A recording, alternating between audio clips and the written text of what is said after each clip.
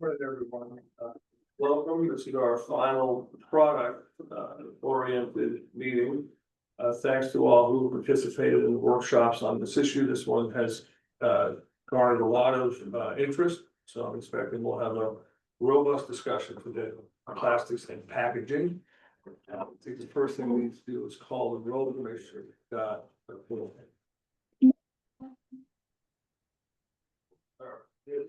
I'm here, Representative Barber, Senator Barrett, Sharon Kishida, Present. Leanne Cole, Jose Delgado, Janet Dominance, Here. Lou Dubuque, Present. Magna Goncards, Sam Larson sitting for Magna. Sarah Kalish, Present. Chris Callahan, Present. David Melly, Connor O'Shaughnessy, Andrew Potter, Catherine Ruffin, Present. Bill Rennie, Neil Ryan, Present. Anita Traver, Present. Tracy Triplett, Here. Abby Webb. Here. We've got a form that anybody, I wasn't. I think, I didn't count. Yeah, Councilor Delgado trying. good council took out a job. Present. Okay. All right, then we can proceed.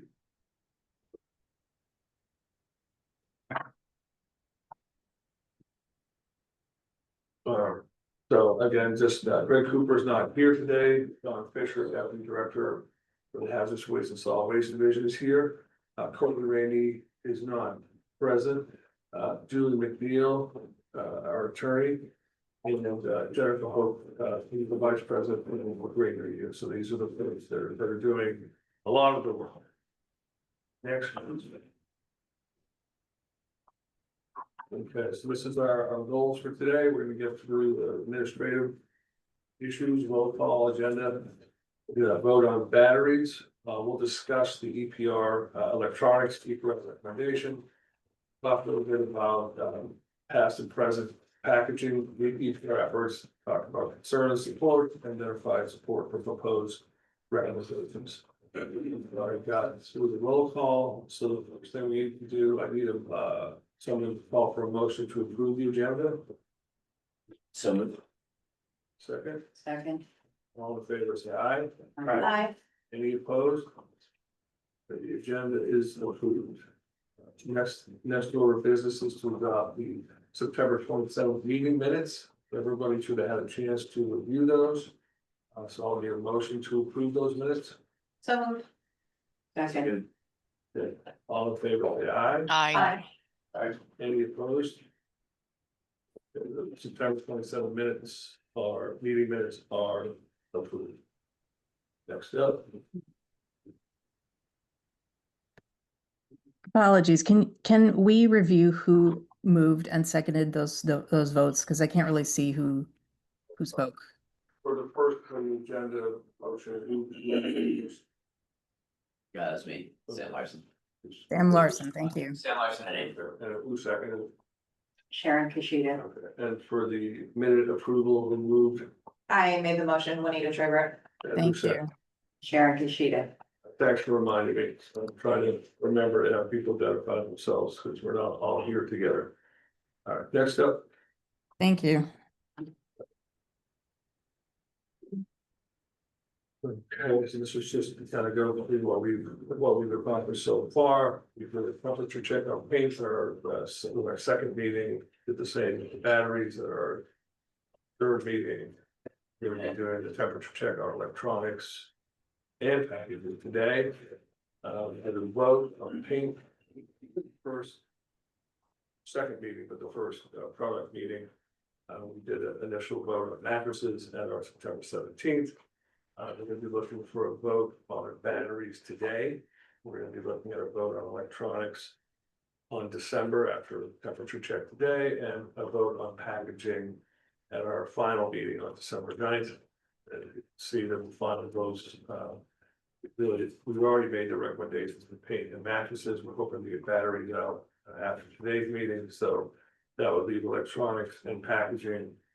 We can talk about whether or not it makes sense, it's getting pretty close in time, whether or not it makes sense to send out a separate.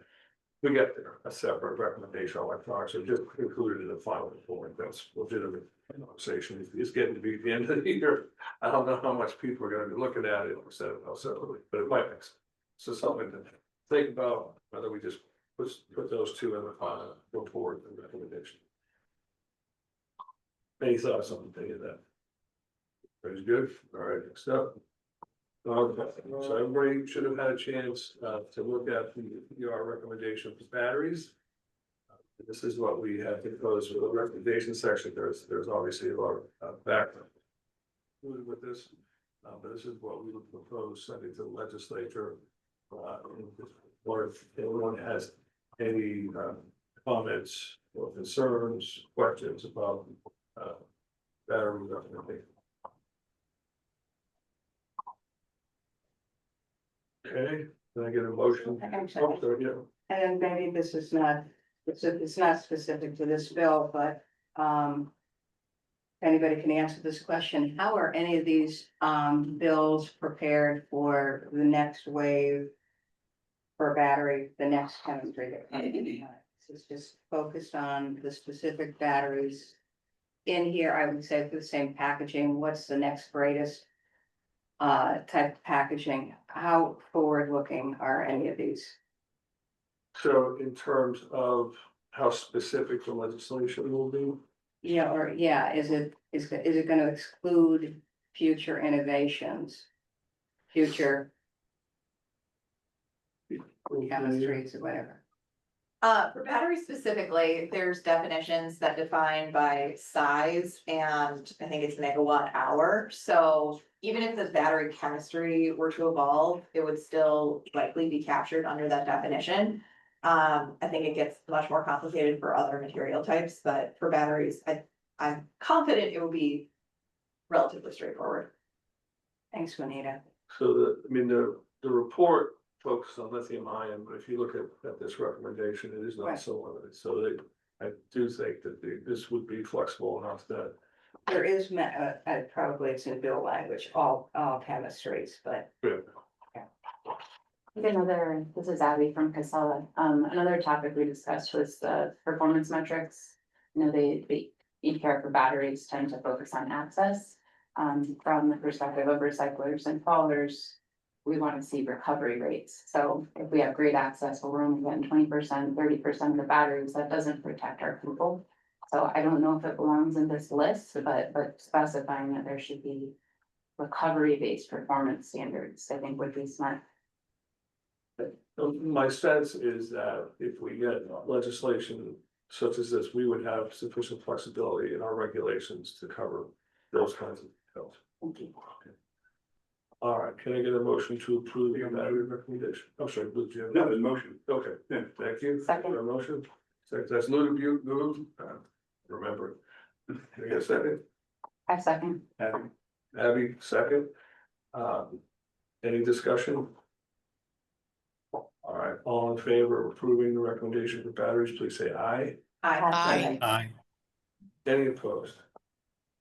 Okay, motion to submit the PPR recommendation on batteries carries. We will get this prepared and we'll circulate it to the committee where we send it to the legislature. Commission, sorry. Okay. Next up, please. So we weren't gonna vote on this today, I thought we would just, we were gonna prepare this for a vote. At the Don, December meeting. if you don't mind, I think we talked about having a temperature check vote. Yeah, that's correct. I wanted to kind of, yeah, sorry, they're clear on that. So what we'd like to do is just get a temperature check. If people, how they're feeling about this particular recommendation, we have a copy and give folks a minute just to look at it. Folks are on the screen, maybe haven't seen it before.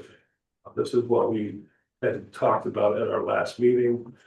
There are electronic CPRs in a number of states. And if you look at, there's a couple that are pending in the legislature that we've looked at. We're not endorsing them, but if you want to look at those, that's something that you want to take a look at, determine as a citizen, whether you think those are good approaches, but we kind of try to focus on these criteria, these elements. And we think these are the types of things that are covered, whether it's those specific bills or not, those bills with some supplemental language, but these are the kind of principles we thought should be covered in an electronics EPR. I had two comments or questions on this. Or can you, who's speaking? Neil Ryan, Keep Massachusetts Beautiful. Under covered products, I saw something in the public comments about that vaping devices should be covered, and I don't see that included here. I don't know if that, where we landed on that, or if we even discussed it. I don't recall any discussion of that. I don't know if there is jurisdictional issue there. I'm not sure. And yeah, I'm just not sure about that, but it's certainly something worth examining. I don't know if others have feelings on that. Well, embedded was also, maybe it wasn't mentioned in the comments, but that was the other one that's not covered. Embedded, products, right? Or embed- For battery. Oh, I'm sorry, Yeah. the, Sean, Yeah, so I think the vapes have been discussed more in the batteries Right. Context Okay. because a product with an embedded battery. So I think the vapes discussion is going on more in the realm of batteries than electronics. Okay. I believe. Okay, all right, that makes sense. And then the other, under financial structure, which is no fee to covered entity. Can you just explain what that means?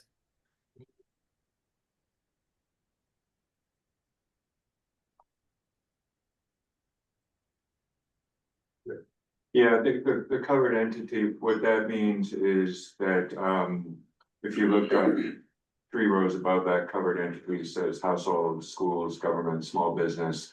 That those entities would not have to pay a fee for recycling their electronics. through Okay, the great. All right, good, yeah. That was my key thing, was that there'd be no fee for households, so that's good. Thank you.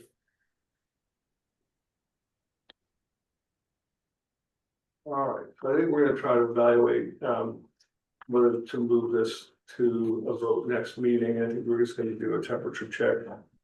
So these are your choices, 1 being the strongest, 5 being the weakest. And if we could go around, how do we want to do this? We want to just go around and have all committee members give their numbers, okay? That would be great. Thank you. Selfishly, I'm gonna give it a 1. I don't think Rep. Barber's here. Correct? can we go back to the, Oh, sure, go ahead. I can pull a roll call up separately. but, well, no, I want the.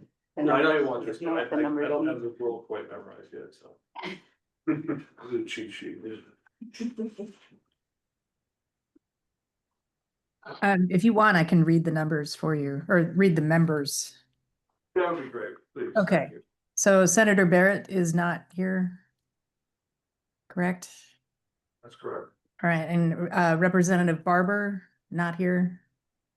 correct. Okay, Commissioner Kishida, 3. 3. Commissioner Callahan.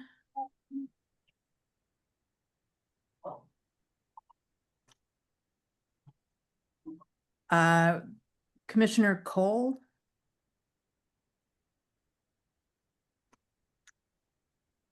Commissioner Delgado. 2. Okay. Commissioner Dominitz. 3. Okay, Commissioner Dubuque. 2. That's a 2. 2, yes. Okay. Sam Larson for Commissioner Garncards. 4. Commissioner Kalish. 3. Commissioner Melly. 2. 2. Commissioner O'Shaughnessy. 3.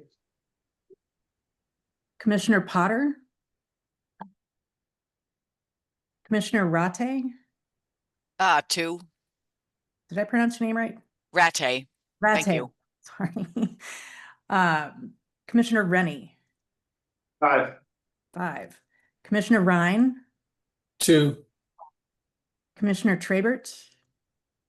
2. Commissioner Triplett, 2. and Commissioner Webb. 2. Okay. Great, thank you. So Chair Beeling, I think one component of the scale of agreement that works really well is for those who are, I think, votes for 3, 4, or 5, it would be really helpful if you could submit comments on what your concerns are. And I don't know if you want to discuss it now or if you want to, take it offline and collect comments for the next meeting.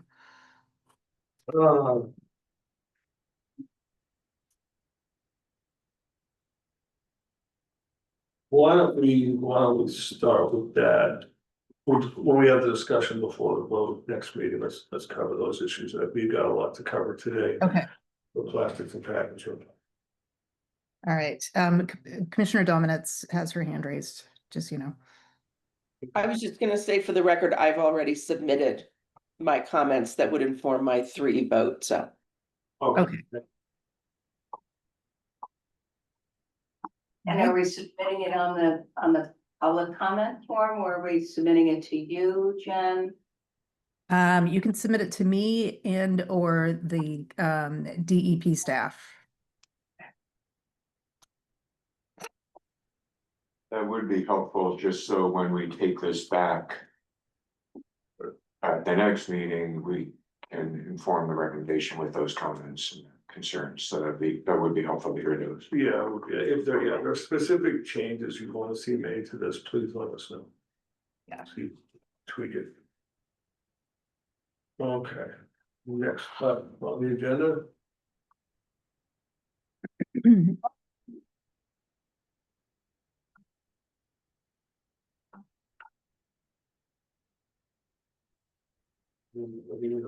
So,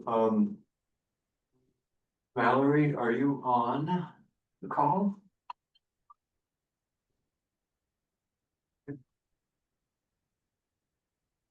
Okay. Peter, are you on the call?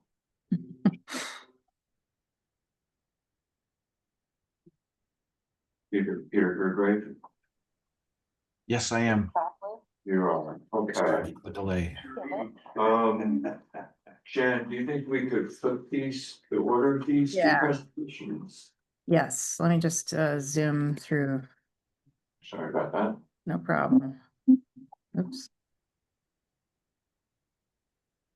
So just to explain what we were gonna do, Mallory Anderson is with the Minnesota Pollution Control Initiative, which has a packaging EPR law, and we were gonna have her speak first.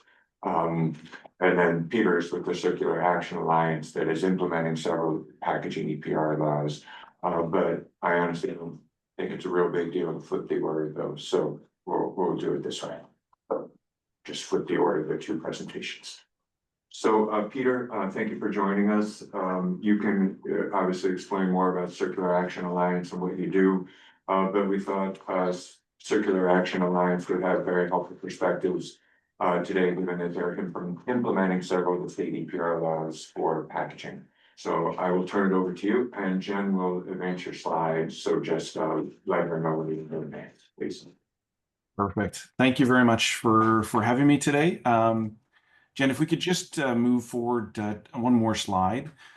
So I'll just provide just a quick overview of who the Circular Action Alliance is. So CAA is a not-for-profit 501c3 producer responsibility organization that was established by producers to implement EPR for paper and packaging in the US.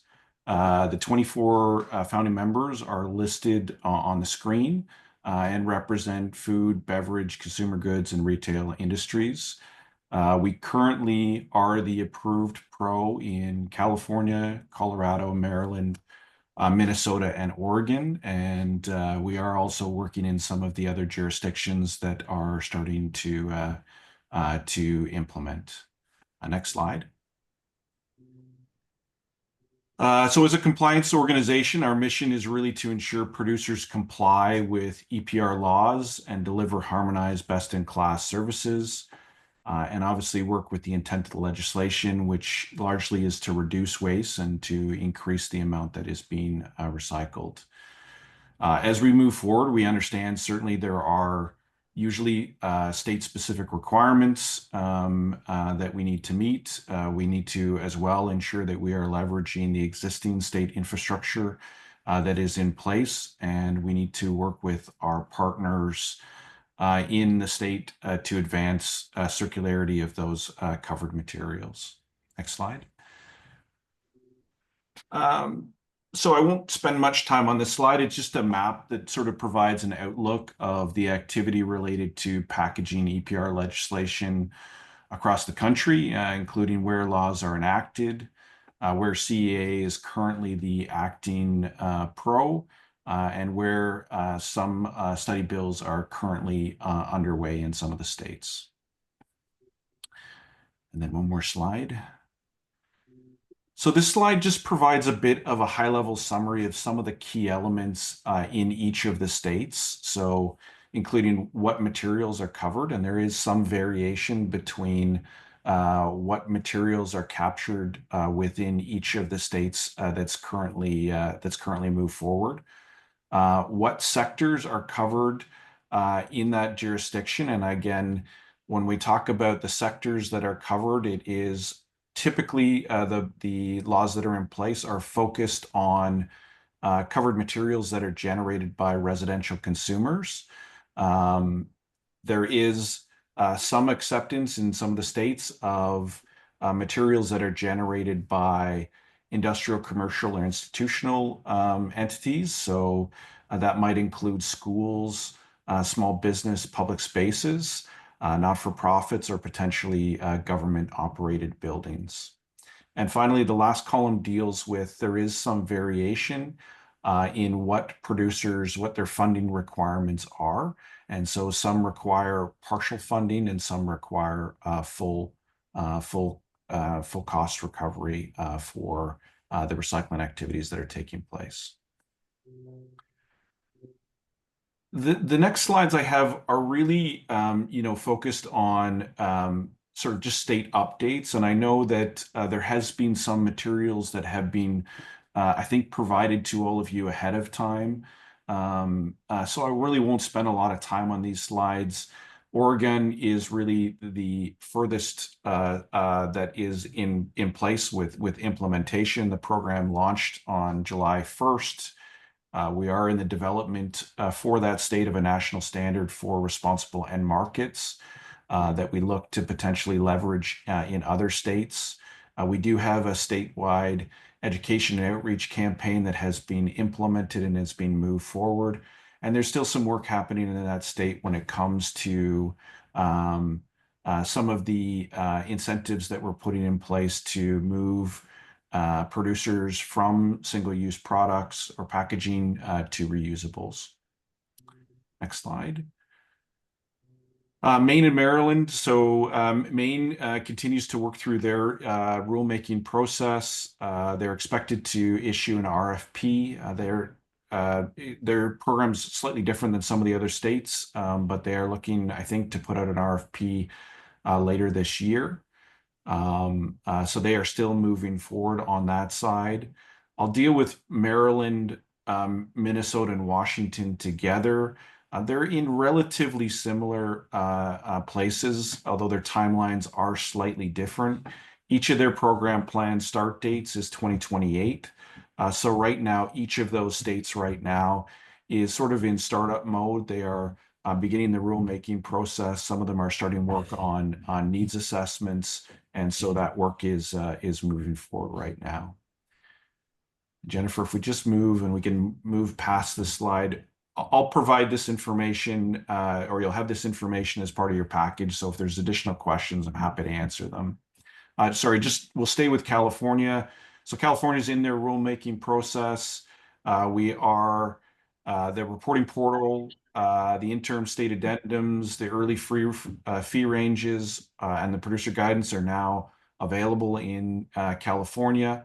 The due date for reporting their baseline data is due the 15th of November. So that state is moving forward. Colorado, we are a little further ahead on that. We've released our dues schedule for 2026. We're looking to release our eco-modulation guidance shortly, and the program plan is with the department for review and approval.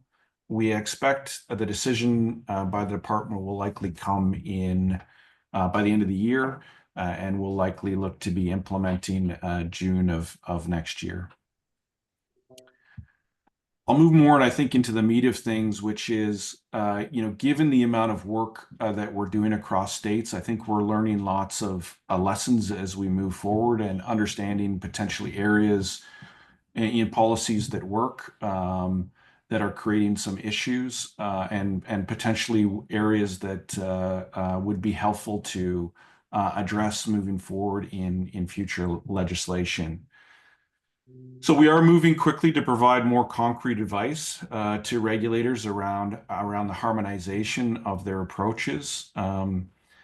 This push for harmonization is meant to deal with some of the challenges, as I mentioned, that we're really starting to see in some of the states that we're dealing with. So the playbook will look to address many of the key elements in EPR laws. So everything from timelines and the sequencing of when things need to get done, to fee setting and the definition of producer.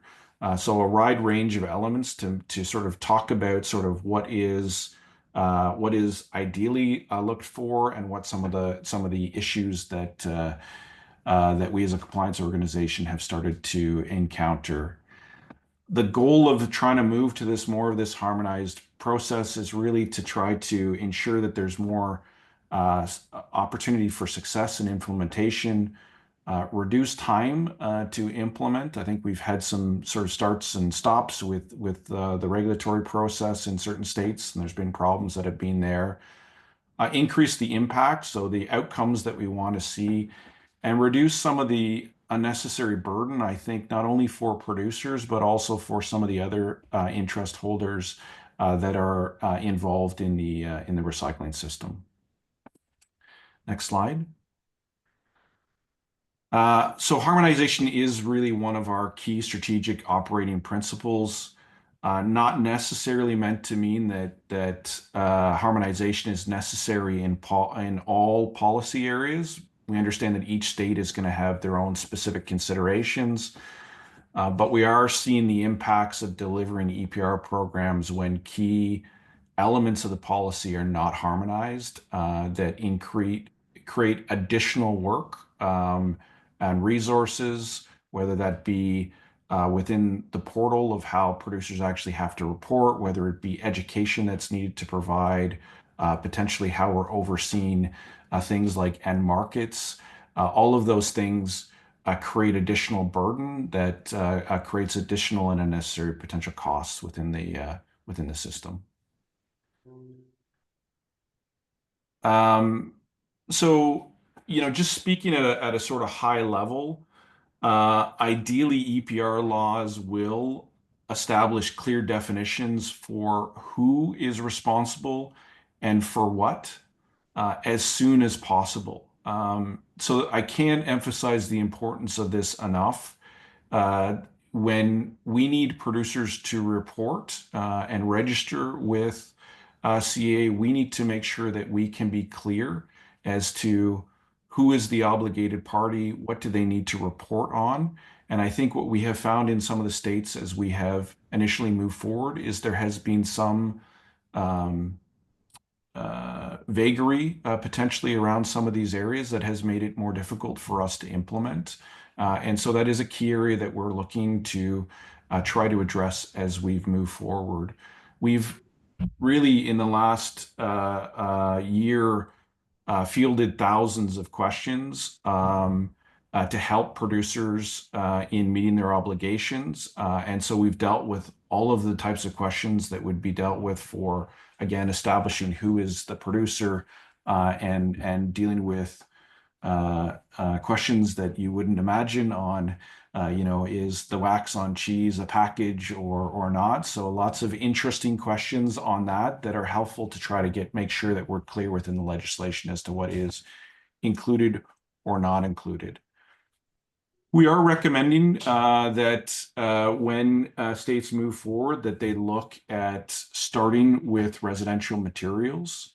And the reason for that is when you add commercial materials, it does add a significant complexity to the reporting and the system operation. So commercial packaging is often significantly different in composition, in the formats, in the sizes of materials that are being dealt with. And then as well, when we talk about the recycling system, it is often dealt with in much different ways than residential materials are dealt with. And so it does create a fair amount of complexity as we look to implement in the initial start of the program if those commercial materials are included as well. For timing, we're recommending a sort of window of between 4 and 5 years to implement the program. This sort of timeline, we've looked at each of the states that were currently implemented. So we've looked at sort of what is the sequencing and timelines that each of those states has put in place. And I think we feel comfortable that that makes sense based on what's already in place. And I can't underline enough how important it is for all interest holders to have enough time as this change is happening. So in order to ensure that there's a smooth transition, you need to make sure that there's adequate time to gather data, to analyze that data, to consult with the various stakeholders on the approach that's being taken. There's a need to make sure that the pro has adequate time to make sure that they can inform producers of their responsibilities, answer all of the types of questions that come in.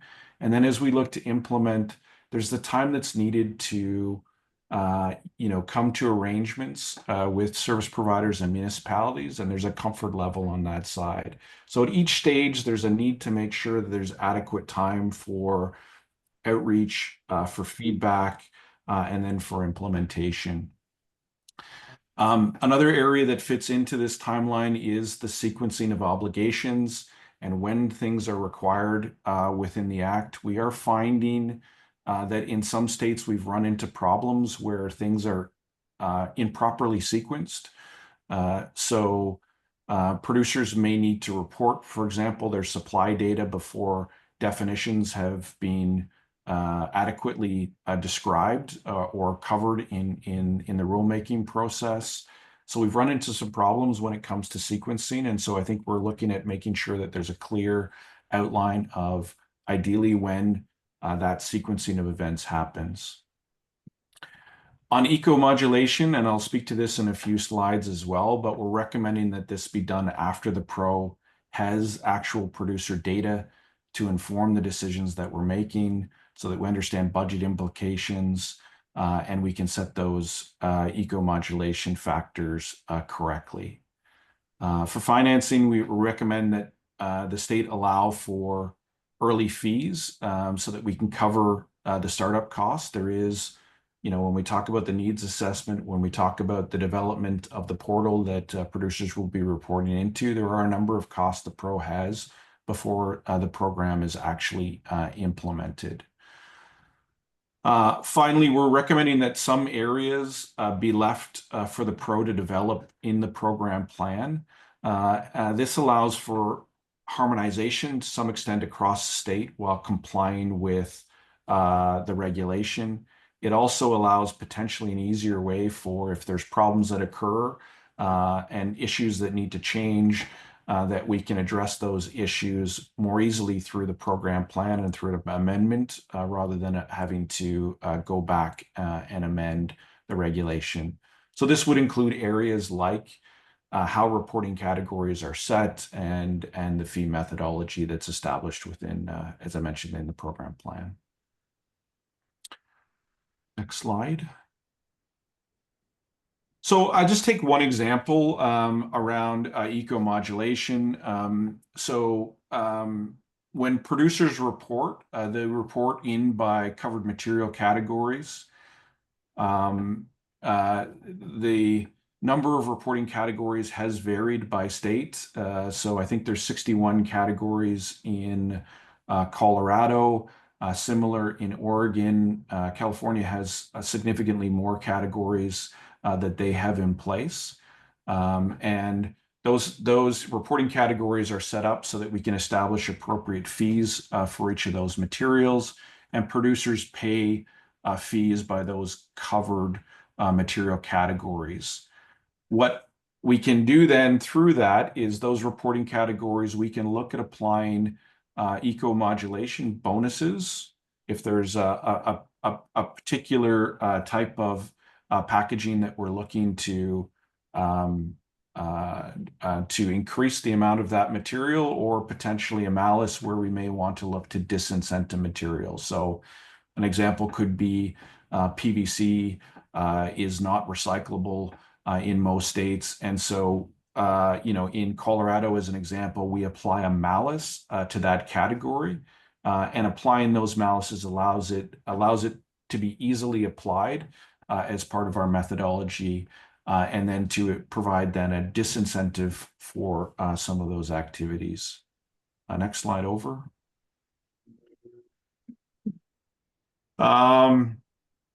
So there are lots of issues, as I mentioned, when it comes to implementing eco-modulation right at the start of the program.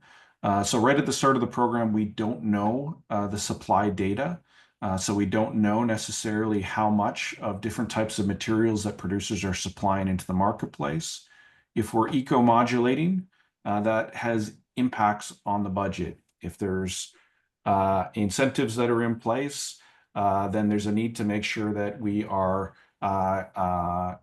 covering those incentives that we're providing within our budget. And so having that information ahead of time is very helpful to us. We want to ensure that we set those eco-modulation factors properly. And so once we have data in, we can actually figure out what makes sense as to where to set those bonuses to attract different types of activities that we want to see that promote circularity. And when we don't have that initial data, it is potentially problematic as a result. So again, we're looking for that time to be able to make sure that we've got proper data to be able to inform the decisions.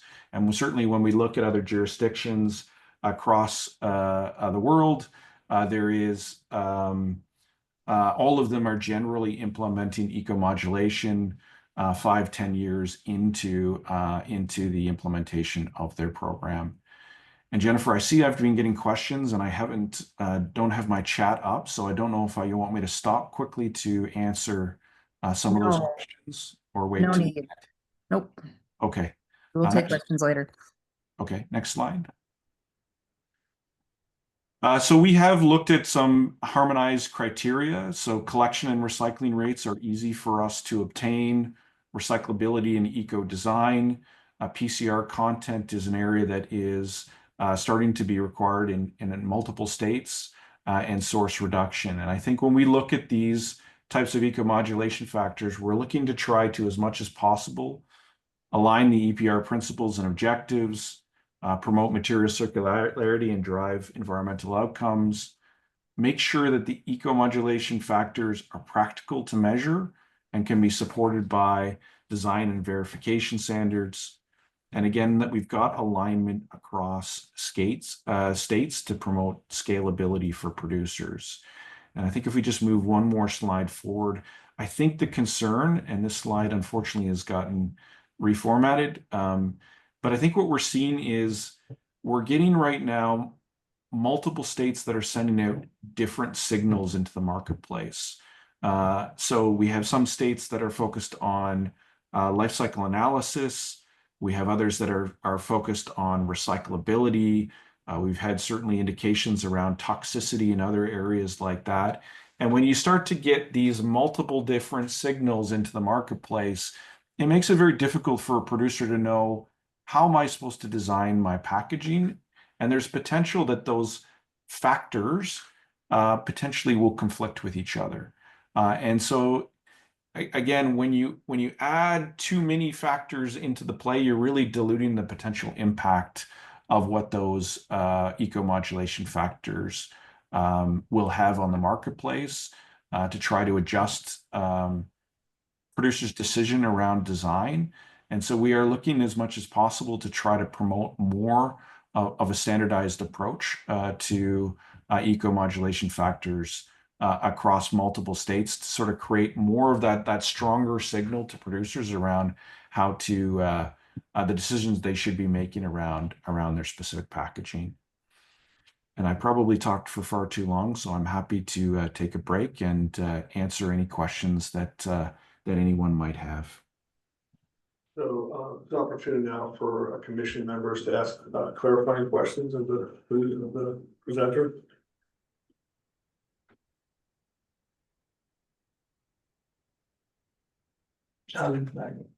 Okay. I got two kind of related questions. One, when EPR for packaging is implemented in jurisdictions with robust curbside single stream recycling, what does that look like? Is it like, does that just like by definition require a lot of consumer education behavior change, or is there a way to, retain the convenience of curbside single stream while also implementing an EPR scheme?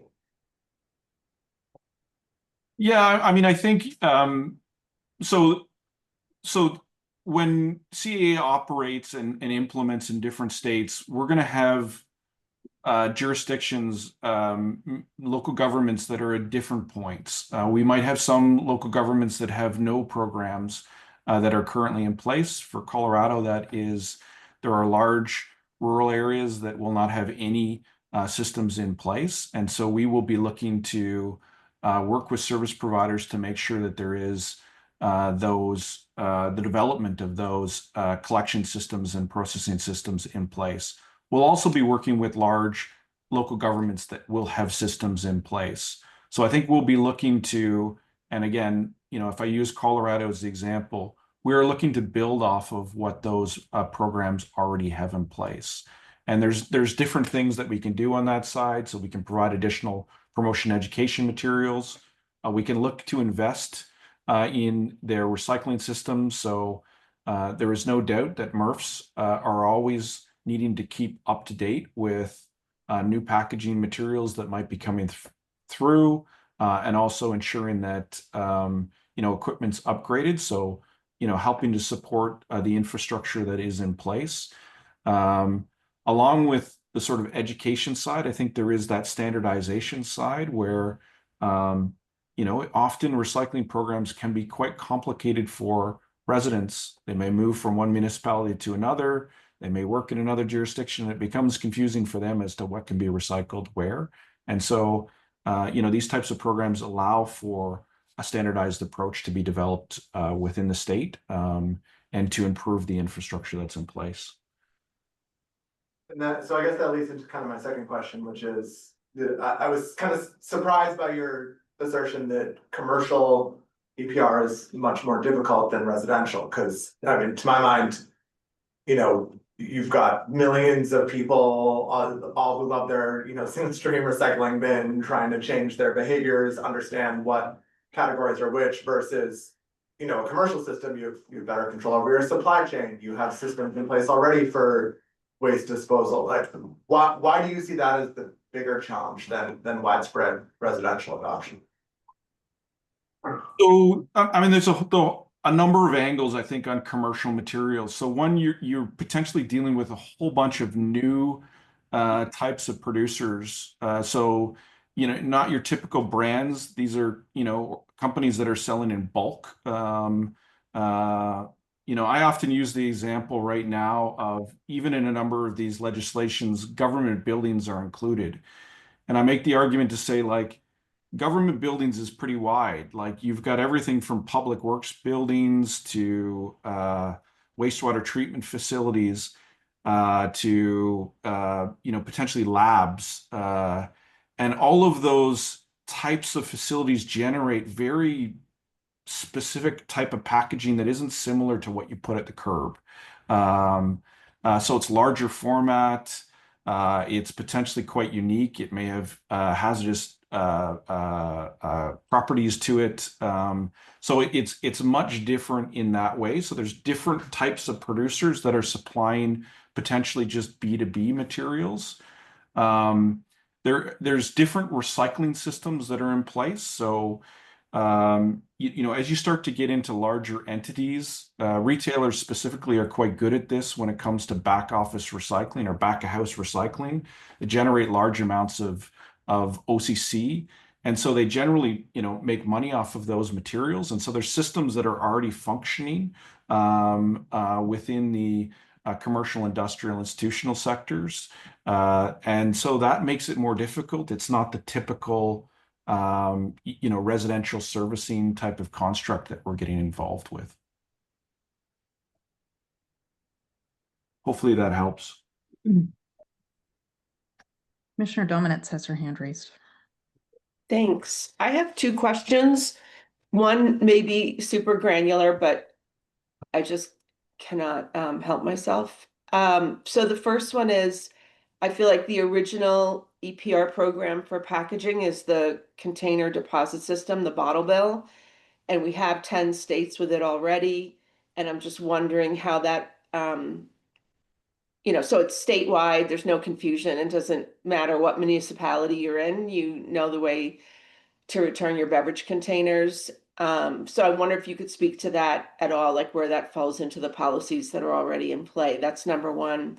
And then number two, there was a slide that talked about I believe it said something about keeping the PRO independent. And if the info was in an earlier slide, I'm sorry, I missed it. Like, who is the PRO? Who seats them? Not the individual humans, but what's the composition of a PRO if there is such a template? Thank you. Yeah, no problem. So starting with deposit, EPR programs for packaging often will work in side by side with deposit programs that are in place. I'm actually situated in Canada, so we have wide-ranging deposit programs across the country and EPR programs for packaging that work beside them. So deposit manages deposit materials, and the packaging program manages curbside recycling. So those programs work independently. So that is quite common. In the legislation in the US that we have that's moving forward, typically the legislation will treat deposit materials separately. So they will exempt the materials that are being managed by that deposit program. Similarly, we'll see that similar requirements may be in place if your state has another EPR program that may be managing packaging materials. Let's say, for example, a paint recycling program. So they'll treat those paint cans as part of that paint recycling program. Your second question about the composition of the PRO. I can speak specifically. We have for CAs specifically, the PRO is again a not-for-profit. It has a board that represents the various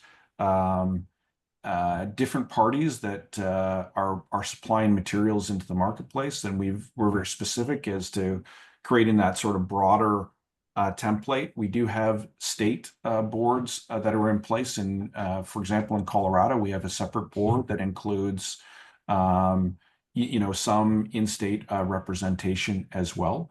So that PRO then has the opportunity then to, again, seek feedback. So typically there is always feedbacks that's provided by the PROs throughout the process around what the methodology is, how the program plans are set up.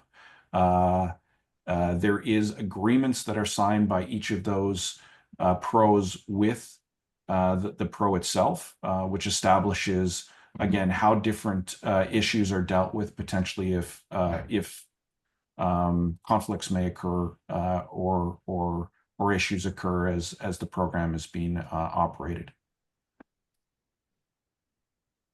Hopefully I covered your question, but if there's a follow-up, please feel free. Thank you. I'm gonna jump in, is that okay? Abby Webb with Casella. Peter, we heard a fair amount in our working group sessions about perhaps what is and is not working in the Canadian packaging EPR programs. Could you talk a little bit about how the programs that have passed so far in the US differ from the Canadian programs? I can.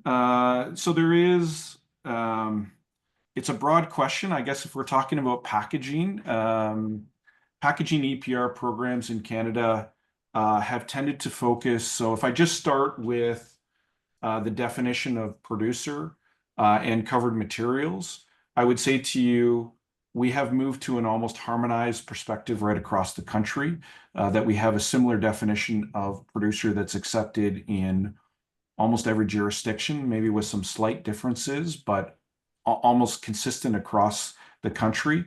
The programs, when it comes to covered materials, are with two exceptions. I think Quebec has included some commercial materials, as has Yukon. But all the other programs are focused on residential materials that are being generated. And they do have similar exemptions that are in place. Those exemptions usually are typically sort of the de minimis type of thing, where businesses that are under a certain gross revenue threshold, and also that are supplying under a certain amount of weight of packaging into the jurisdiction are exempted. And then we have also generally exempted household hazardous related packaging. And we typically have separate programs that are associated with those materials. When it comes to the actual establishment of the PRO and the program plan, there is relative consistency across the country on that side. It's similar to the legislation in the US. I would say to you, what is being asked of the PRO when it comes to consultation in the US is a significant higher bar. And what's being asked as part of the program plan is a significantly higher bar than what's being put in place in the US. I think our typical program plans are about 60 pages. In Colorado, I think we're closing in on 250 pages of plan details. So there's some difference on that side. We do have one province that is outcomes based, so they don't have program plans, and they allow for multiple pros to be in place. That's Ontario. So that is a far different a type of program than anywhere that's been implemented in the US.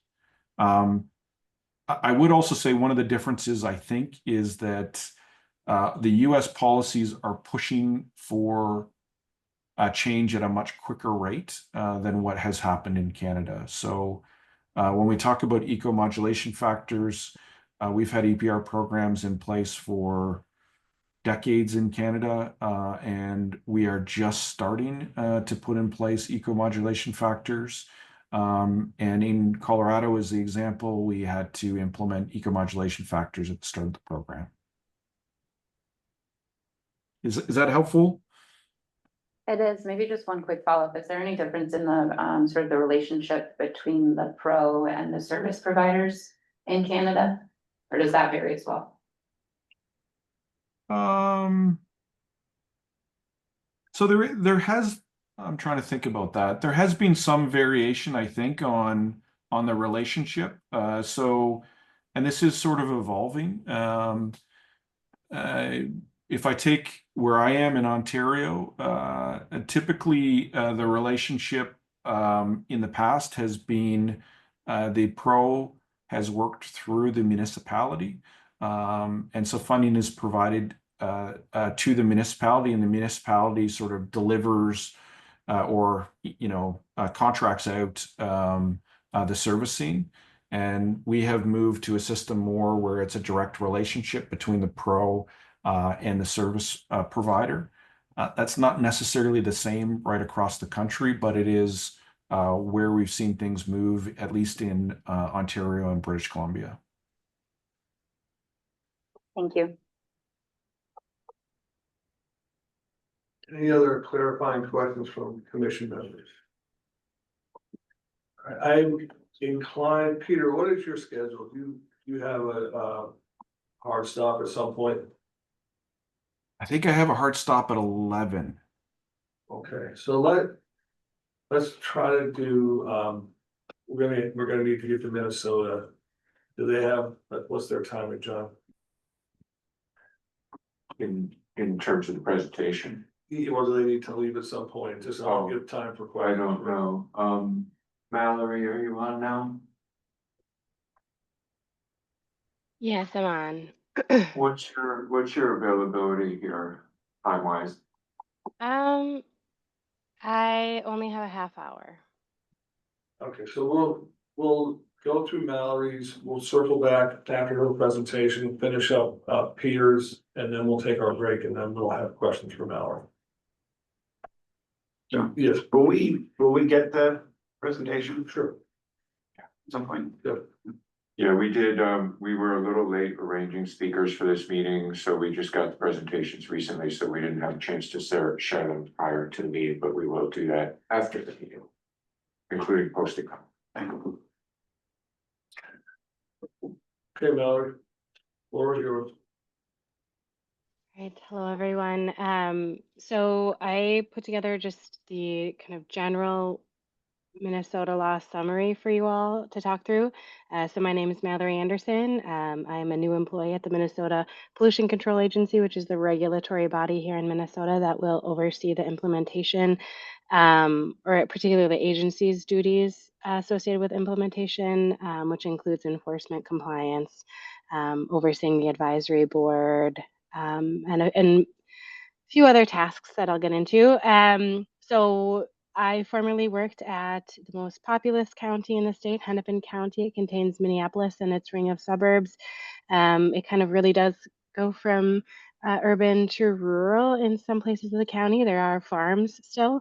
And so while I was at Hennepin County, I was the policy analyst for our environmental programs, and I worked on this effort. And so I've followed it to the state where I am supporting its implementation as the program coordinator.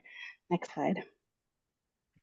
So in 2024, Minnesota was the 5th state with an EPR for packaging and paper products law. I would say paper products should have an asterisk there because not all programs include paper in the same way, particularly Maine and Canada, or excuse me, we were just talking about Canada. Maine and California. And we really looked at extended producer responsibility as the state has done a lot over the years to incentivize and work very hard to make make recycling work. And we think it works fairly well here, but we are kind of hitting a ceiling of 40% of capture of recycling generally. And I think we have this issue where Peter was talking about municipalities that are all different levels of, kind of the most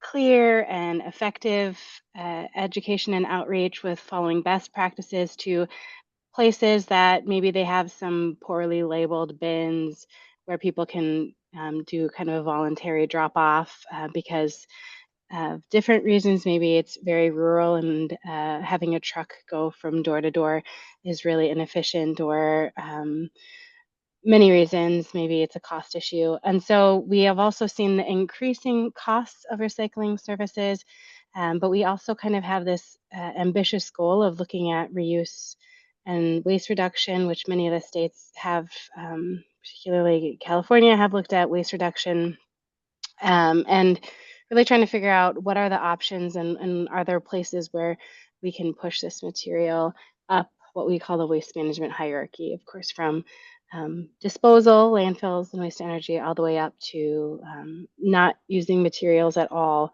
if there are still places where we can do that. Next slide. So the outcomes of the Minnesota law, and I think this kind of goes again to Peter's comments about harmonization. It does feel like sometimes we've looked at this from our very much our own state perspectives, and so sometimes there's a little difference in how we approach these programs. So in Minnesota, we have a 2032 requirement that all all packaging and paper products that are covered within the law are reusable, recyclable, compostable. There is an exemption process that goes to 2040 for market constraints.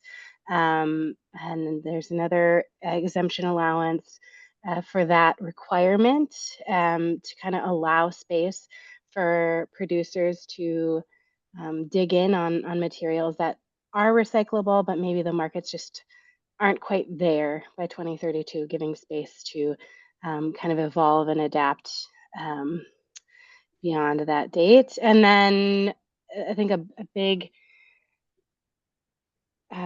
effort is really talking about cost. So, like I said, recycling has, we've had a lot of kind of changes over the last decade with national or international markets. We've had increasing costs. The truck driver shortage is something that we hear a lot about.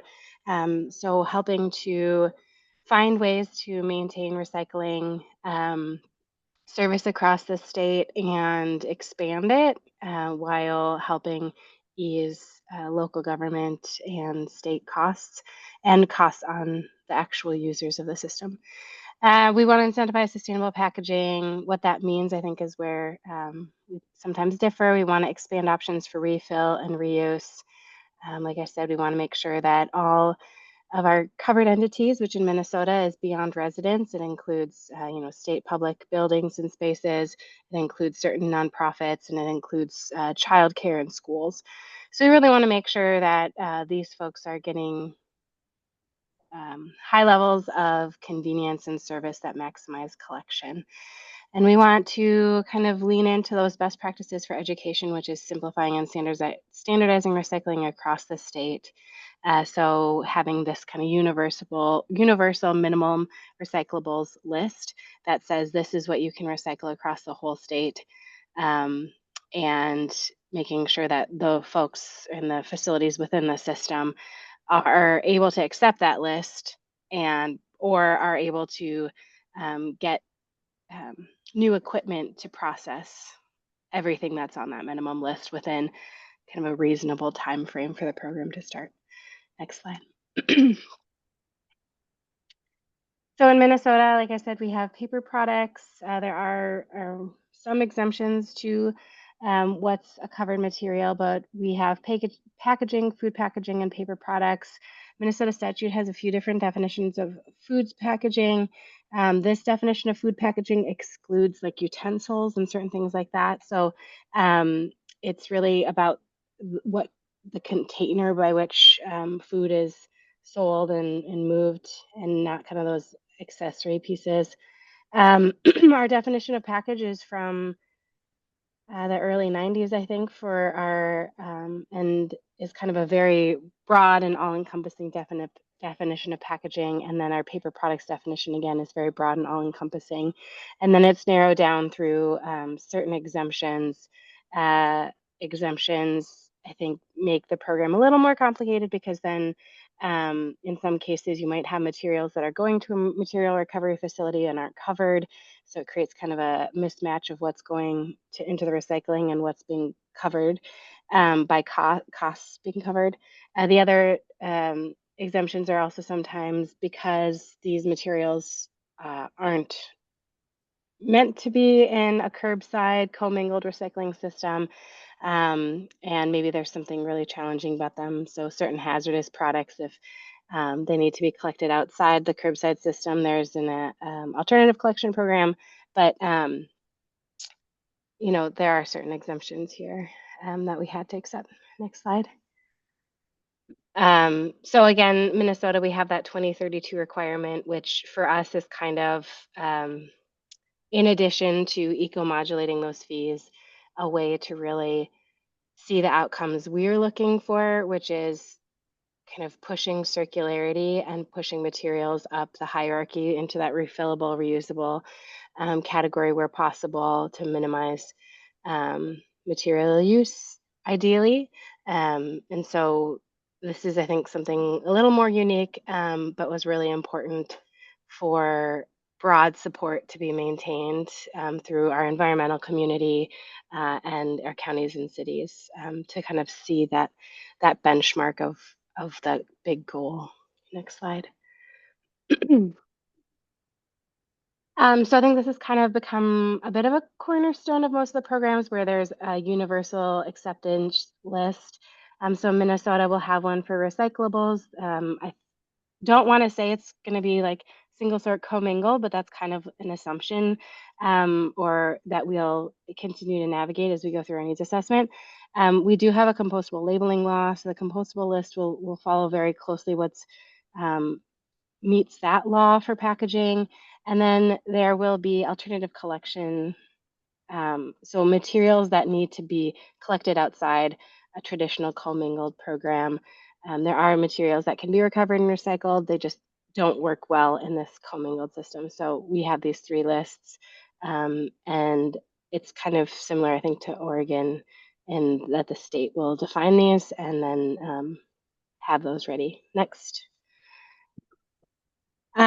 So goals, we call them requirements. And so there'll be kind of 2 sets of them. The Minnesota Pollution Control Agency will set overarching requirements for recyclability, composting rate, reuse rate, return rate, percent reduced and percent post-consumer recycled content. And then as part of the producer plan, the producer organization, CAA, will have more flexibility to set those in a more specific way. So, for example, a post-consumer recycled content rate for PET, and then the intent is that all of those will add up to meet those statewide requirements that the agency sets. Next slide. So I think this is again kind of becoming a little bit standard, and hopefully we are continuing to work through the implementation timeline issues that have come up. But we're in the process of our needs assessment. Then we'll define those statewide requirements, and I think this is kind of a place where it's very difficult to stack these programs in a it sometimes feels like a little bit of a fluid process of that needs assessment into those collection lists, because you need the data from the needs assessment to inform the program, but you also need to know some aspects of what is going to be on that list when it comes to material types. We'll have a CAA write their stewardship plan. That'll include eco-modulated fees, and then the program will kind of be in implementation in 2030 or so. Next slide. I think I'll skip this, but this is just kind of the breakdown of responsibilities in Minnesota. So we have an advisory board, and the agency has some tasks that I think in other places might have gone to the producer responsibility organization. For example, the state completes needs assessments and creates those statewide lists, where in some other places, I think that's something that the producer responsibility organization may be responsible for. Next slide. I can skip our timeline. We're going to have our needs assessment done by the end of next year. Next slide. We are reviewing right now what we might do for rulemaking. So Minnesota is a little unique in that we tend not to put in a huge amount of regulations in statute and tend to leave the statute a little more for interpretation, rather than really, we are very specific on where we might do a rulemaking. So we are evaluating right now where in the law we think regulations may help us with implementation and potentially enforcement, and we'll be starting that process. If we deem we are going to move forward with regulations, we'll probably start that next summer. Next slide. So we have kind of a lean agency team. It's myself. We have one program administrator who's part-time on the program, and then we have a data analyst. We have an 18-member advisory board, 17 voting members. And CAA is our registered producer responsibility organization. Minnesota, I would say, is kind of unique in how we've allowed or disallowed additional producer responsibility organizations. So we have CAA for the original plan or the first plan, and then can allow additional programs or producer responsibility organizations in the future. And we are working with Eunomia on our needs assessment, which will be done by the end of next year. I think that's my last slide. So if there's any questions about the Minnesota program, kind of how it is or isn't similar to the other programs, or any other questions for me, otherwise I might have to hop off.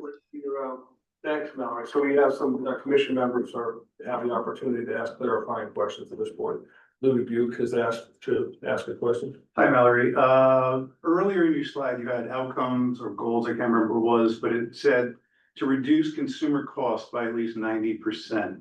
And how do you anticipate accomplishing that, and what are the consumer costs that are going to go down? Yeah, so the Minnesota program has a phasing in of the producer responsibility organization covering collection and processing costs. So in the initial program year, it's 50%, the second program year, it's 75%, and in the third program year and beyond, it covers 90% of collection and processing costs. So that's the 90% is that cost coverage. And again, it's a little complicated because of course it's not fully 90 because not 100% of what's going into a recycling cart will be a covered material. There's going to be some paper and other items that, well, it's mostly paper that would be going in the recycling cart that isn't going to be a covered material. So consumer monthly bills will be going down on waste and recycling by 90%.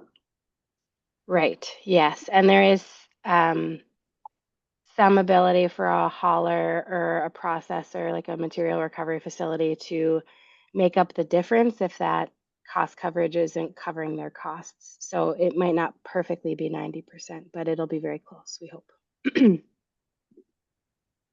Okay, thanks.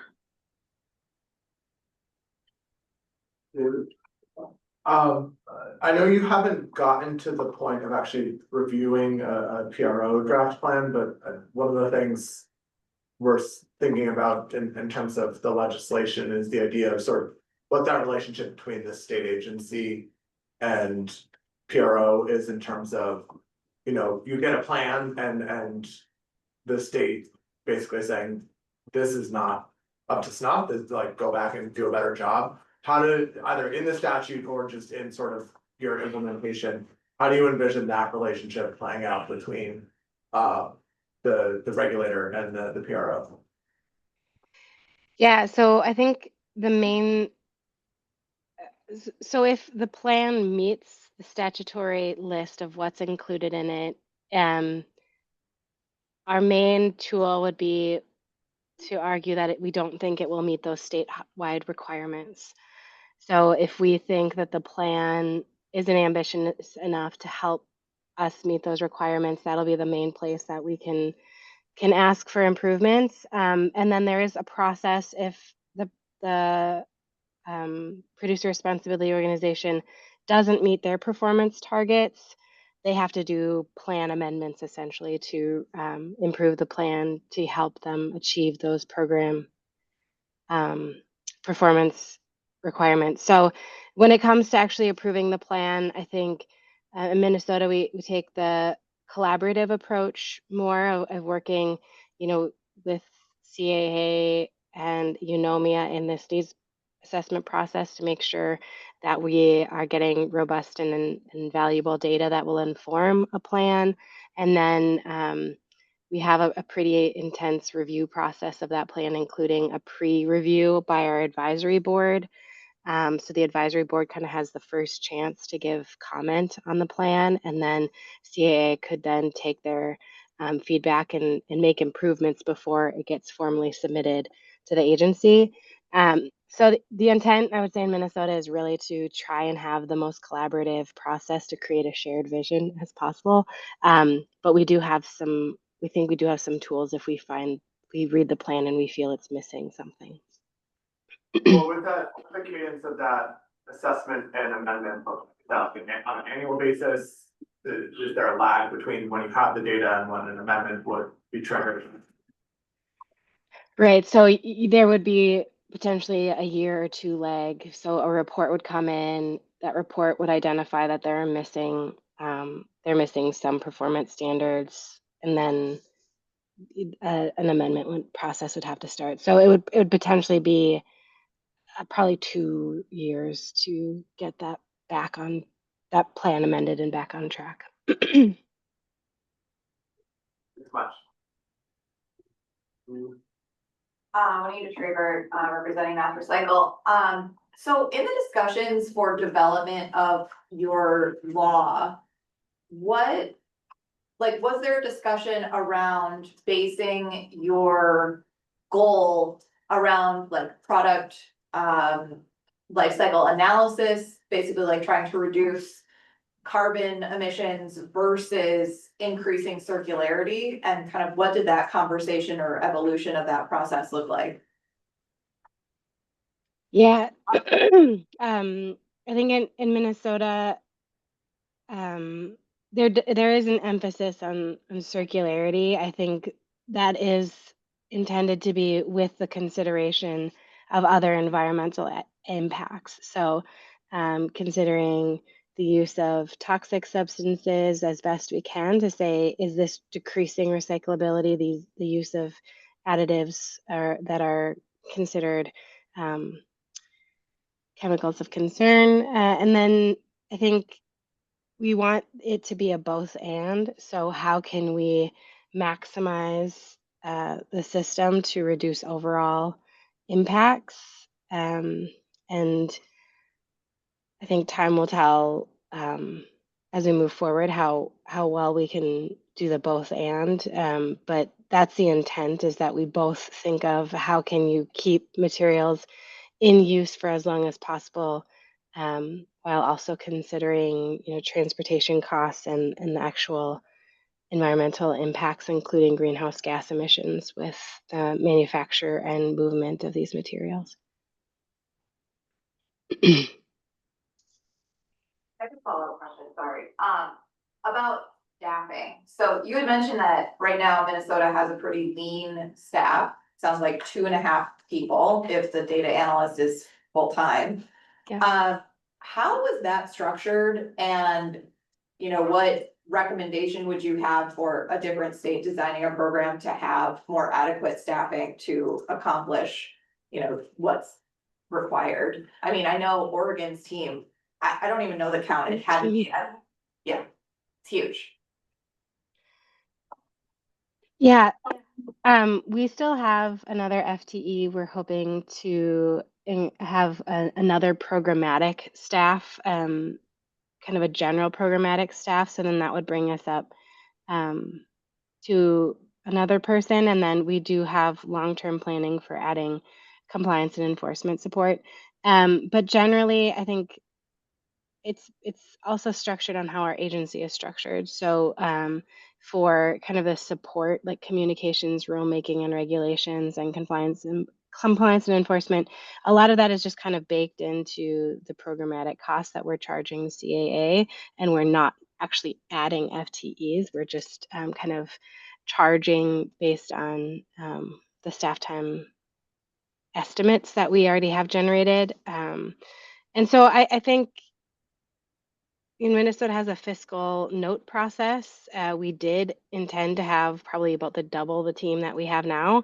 But but I think there are just real life constraints on hiring. And I think CAAs maybe potentially experience that too. Like there's, you know, a lot of work to be done and it takes time to get people in the door and get them trained up. And um, I think thinking about that up front is part of the reason Minnesota's law is kind of a slower implementation timeline.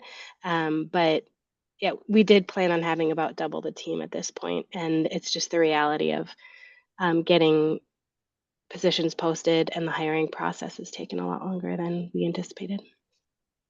Thank you. Bill Runny with the Retailers Association of Massachusetts. On the cost side, I know you referenced the 90% cost savings for consumers. When you analyze the cost, I mean, was there any review of the cost that would be borne by consumers in terms of all the added fees that will ultimately be passed down to them? Yes, that's a good question, and I think it's commonly a question that comes up during bill hearings. And we've looked to the European and Canadian programs. We have a clause in the law that doesn't allow an upfront fee, so you can't have a fee applied to a product to cover the cost of the program. It has to be internalized, and I think we've been advised that how that will work is that some folks may have to increase their cost and some folks may save money as they shift and are able to access potentially like post-consumer cycled content more affordably, or are able to kind of, if they're a brand who hasn't taken the journey down waste reduction, potentially reduce costs. So I think our understanding is that this is kind of evened out in the existing programs across the world, and that we can't really quantify easily that what that cost will be to consumers. I know Oregon, I think in Washington both did studies, and they found that the cost would be fairly minimal. And I don't have those numbers off my fingertips, but when we have had studies on it, they've shown that the cost would be fairly minimal on the overall cost of the basket of consumer goods. And maybe on that, when you talk about the savings to residents, could that also be savings to municipalities? Maybe say to set up a little bit differently. Massachusetts, that's really not my primary question, but that's what I'm thinking. When you're saying it's gonna save residents, it's probably in Massachusetts, it's gonna save governments. That's just a point. So Minnesota passed this bill in 2024. Here it is, it's 2025. You have hired a pro in CAA, and you have Eunomia conducting the needs assessment. So maybe I've missed something here, but have the producers been tasked with paying for these two entities? How's that being financed? Right. So the Registered Producer Responsibility Organization is invoiced by the Minnesota Pollution Control Agency. We have a income agreement where we account for our costs, including the cost of the needs assessment and staff, and charge that back to Circular Action Alliance. So the cost of implementation is intended to be borne by the producers.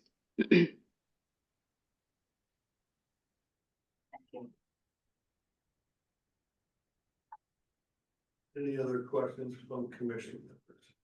So we've only got, Commissioner Delgado. okay, Councilor Delgado. Thank you, and sorry if you've already answered this. Well, first of all, thank you for this presentation. Just to get the perspective from Minnesota, because I know you and Oregon, some of the other ones are very early on, and I'm very curious to hopefully learn more about you guys as we go through this process. The question I had was back to the costing. That's been one of my things is cost. I don't know if you answered this earlier. I didn't hear quite well, but in the slide you mentioned reduce costs for customers by 90%. And I just wanted to make sure that I understood exactly who the customer was that you were referring to. Is the customer residents? Is the customers municipalities? Yeah, that's a really good question because it is, I think, very easy to kind of lose the detail here on this. So there's cost reimbursement. So the Minnesota law has kind of two key definitions for reimbursement. It's covered entity. Those are the folks who will get their covered services reimbursed. Covered services are hauling costs, sorting costs, kind of the more expensive aspects of curbside recycling. So we have those two key definitions. So producers are required to cover the covered programmatic costs for covered entities. Our covered entities in Minnesota are all residents, including multifamily. So I'm not sure how the recycling works. We kind of have a challenge with multifamily recycling in Minnesota where residential is often run by municipalities, but that residential only means up to 4 units typically. So multifamily then is in the commercial sector, and they have it's kind of two worlds. So we have all residential with the intent to make sure that we're maximizing service and quality of education and outreach to multifamily folks. And then we have schools, including childcare and universities. Those are covered entities. And then we have nonprofits up to, I think it's like 95. Well, we have nonprofits. There's a cutoff for the size of nonprofits in the Minnesota law, and then public buildings and spaces. So collection, those covered services are covered for our covered entities. So we're not talking about, when I go to the store and buy something, and like what the cost of that item would be in any way. That's really, driven by all sorts of market factors. And all we say about that cost is that the producers can't or retailers can't add a tax or a charge at the time of purchase. So Got it. And then just a follow-up to I know you said that the cost to consumers was minimal, at least what you found. When you say minimal, is that, I guess I'm trying to understand that because that's one of my biggest things is some of these costs that are going to be added to the producers, in my opinion, will end up on consumers. And the difference here is, some of the other things that we're studying, batteries, mattresses, those are kind of once in a while purchases, whereas packaging is, especially in the age of Amazon, is an everyday occurrence for some folks, maybe mhm. multiple times a day. And so when you say minimal, is that minimal based on the individual purchase? Is that minimal? Because to me, if I hear minimal, I hear like, all right, it's minimal on this one package. But then if you times that by the amount of times that people buy and order stuff, I guess I was just trying to, and maybe you don't have the information, but and that's fine. Yeah, I think I would call on the Recycling Partnership or PSI, Product Stewardship Institute, or the folks who've completed the studies to kind of represent the findings.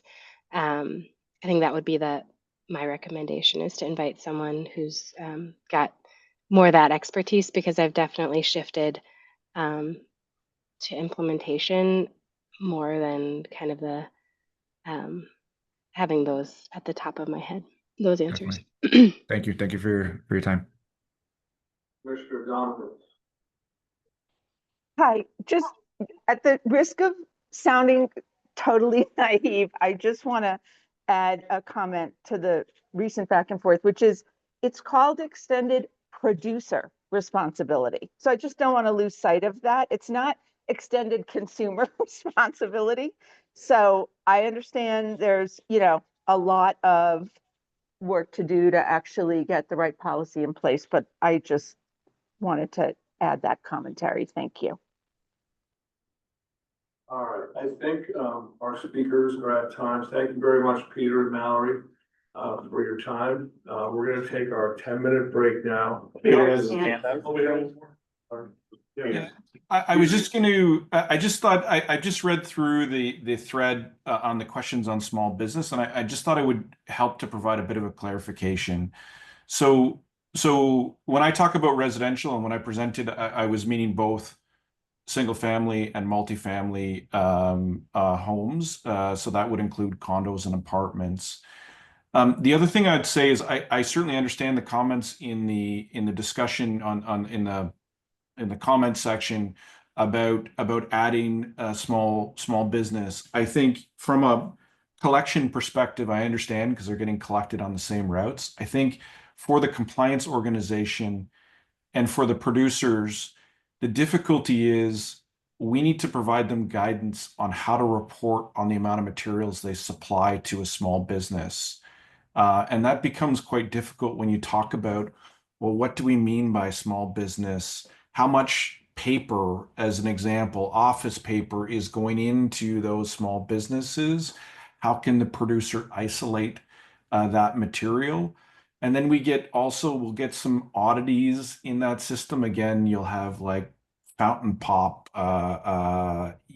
containers that wouldn't be something you would consume at home, but are different. You might have more industrial types of packaging, whether that be pressurized cylinders, larger format. So those areas become difficult to some degree for the producer responsibility organization to provide guidance and potentially for the regulator to actually enforce when you talk about adding that supply material in and guidance around that and how you make sure that those organizations are reporting the tonnage that they're responsible for. So hopefully that's helpful, but just wanted to add that context. We're gonna take a 10-minute break. We're back at 11:14. See you then.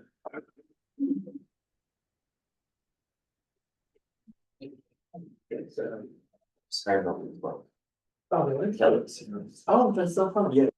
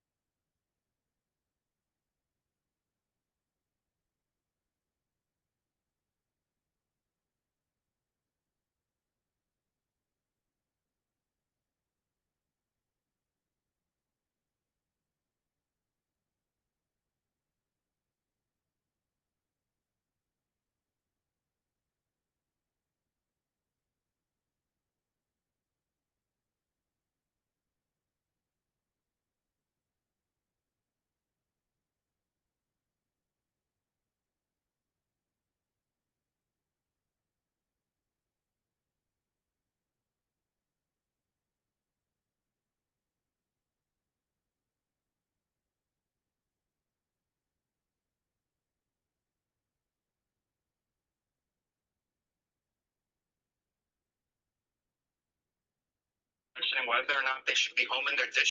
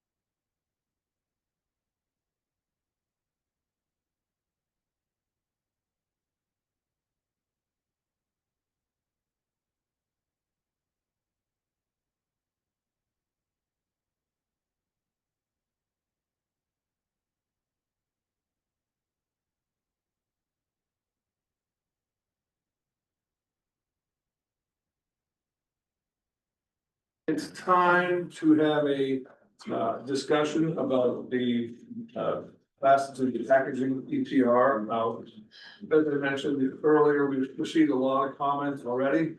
So if you want, you can voice the same concerns, you can voice their writing, but we do have that, that's all part of the record. Same thing for folks online, you know, any comments you have will become part of the record, so. But I'm gonna open it up to commission members for any commentary to offer on the plastic and packaging. What do you? When you Traber at Mass Recycle, I would say that I actually refer to it as packaging and paper EPR, which I think probably an original intention, but I know in the law it's actually stated as plastics and packaging, but not in the industry referred to that anywhere else. So packaging and paper, an EPR program for these materials that broadly make up our single stream recycling program. I do think that it would work. I think that it would benefit municipalities greatly from kind of runaway costs that have been spiraling out of control for several years now. And it's not too distant of a memory to think about the cost chaos that happened when the 2018 China sword upset to recycling markets globally happened. You know, commodity markets are flexible, municipal budgets are not. It caused a lot of problems, and this would certainly protect municipal governments from future issues like that. Concerns, you know, certainly I want to see more analysis and understanding of impacts to all different stakeholder groups in the system. I know that there's a lot of concerns from the service provider standpoint, haulers and processing facilities on kind of impacts. And there's a lot of different variation. It's like a huge spectrum of policies that could be put into a law that impact those stakeholders in different ways. So I think just having a very thoughtful approach to develop a law that would be, you know, addressing those, you know, concerns from, again, a wide breadth of stakeholders. Right now, we don't have a lot of information on that. So I think that that's something that is missing and needs further research, like even in the background document to have one paragraph referring to impacts to haulers and processors is very inadequate. I'm sure I'll have more to say, but I would say that's what I have to say now. Okay. As mentioned, there'll be opportunities for written comments. Any other commission members? I do not, oh, sorry. She beat you to the. Okay. I think just picking up on that point as one of the haulers and processors in the room, we support EPR for hard to recycle materials. And I think where we struggle with this category is that some of it's hard to recycle, flexible packaging, you know, small format items. I could go on and on. There's some packaging that very much is hard to recycle, but there's a lot of packaging that we think we've got a pretty good system for. So I think that's where we are looking to learn from this process and understand whether there's a middle of the road space to address the hard to recycle materials without hindering the established business model and functioning service contracts that we have around recycling. I do think the background document was helpful. I was disappointed. It felt like there's still references to like newspaper articles and things like that, where I feel like probably there is robust data to be found on, you know, what has been the impact of recycling costs over recent decades. You know, some of the phrasing in there, I also make those comments in writing, but it just feels like an opportunity to bring a little bit more focus to the underlying baseline data, so that we can really have a common understanding of what we're trying to solve and whether this will solve that. Abby took part of what I was gonna say. You know, we support the concept of EPR when it comes to hard to manage items. we were wholeheartedly support battery stewardship, mattresses, paints, those ideas.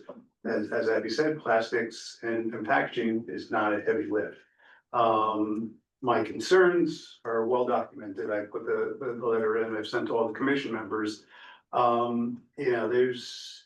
There are policy recommendations that we should be looking at, minimum content standard, like what was signed into law in New Jersey.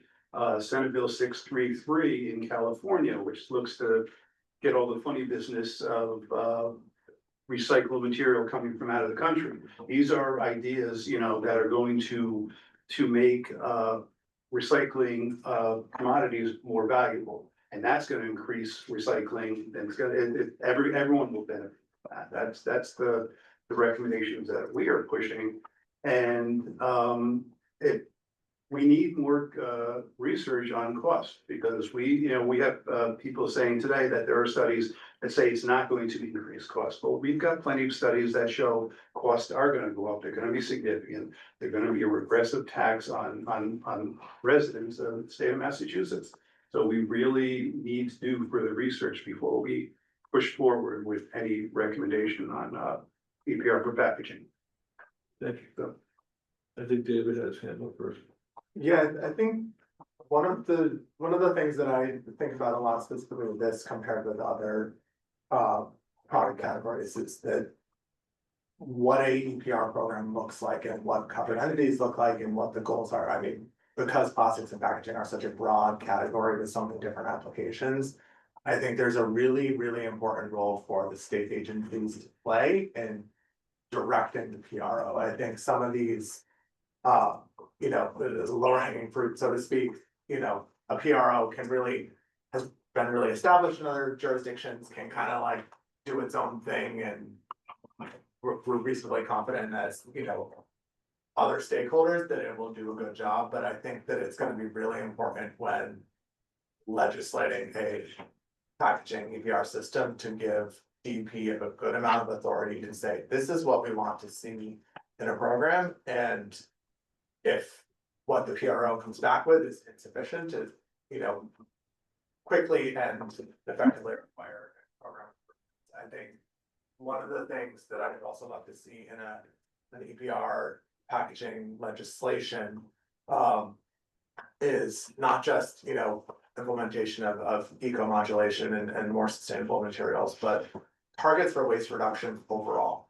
As we've heard from the presenters, eco-modulation takes a long time, again, using more sustainable materials is still using more materials, putting them into the waste stream, we can talk more about sort of what the relative costs are, but you don't have to pay to dispose of anything you don't use in the first place. And so thinking about program design and how to kind of advance both, environmental costs, sustainability goals, ensuring that part of a PRO's plan is where are we going to just reduce the overall amount of packaging and plastics going into the waste stream in the first place. I think it's really essential. So I want to address the issue that was brought up about the system working right now. So there's a lot of things to say about that, but I would say, yes, things that should go into the recycling bin that reach a MRF are very likely to be recycled. And that's great. I think we do have a highly sophisticated system out of kind of like the current scheme and structure. But we have a very low recycling rate. I don't remember the exact number, but it's somewhere between 30 to 40%, possibly even lower than that. Whereas these systems in other countries have demonstrated recycling rates of 70, 80, 90%. So the current system, yes, things get recycled. If the user of the system knows what to do, the current model does not work.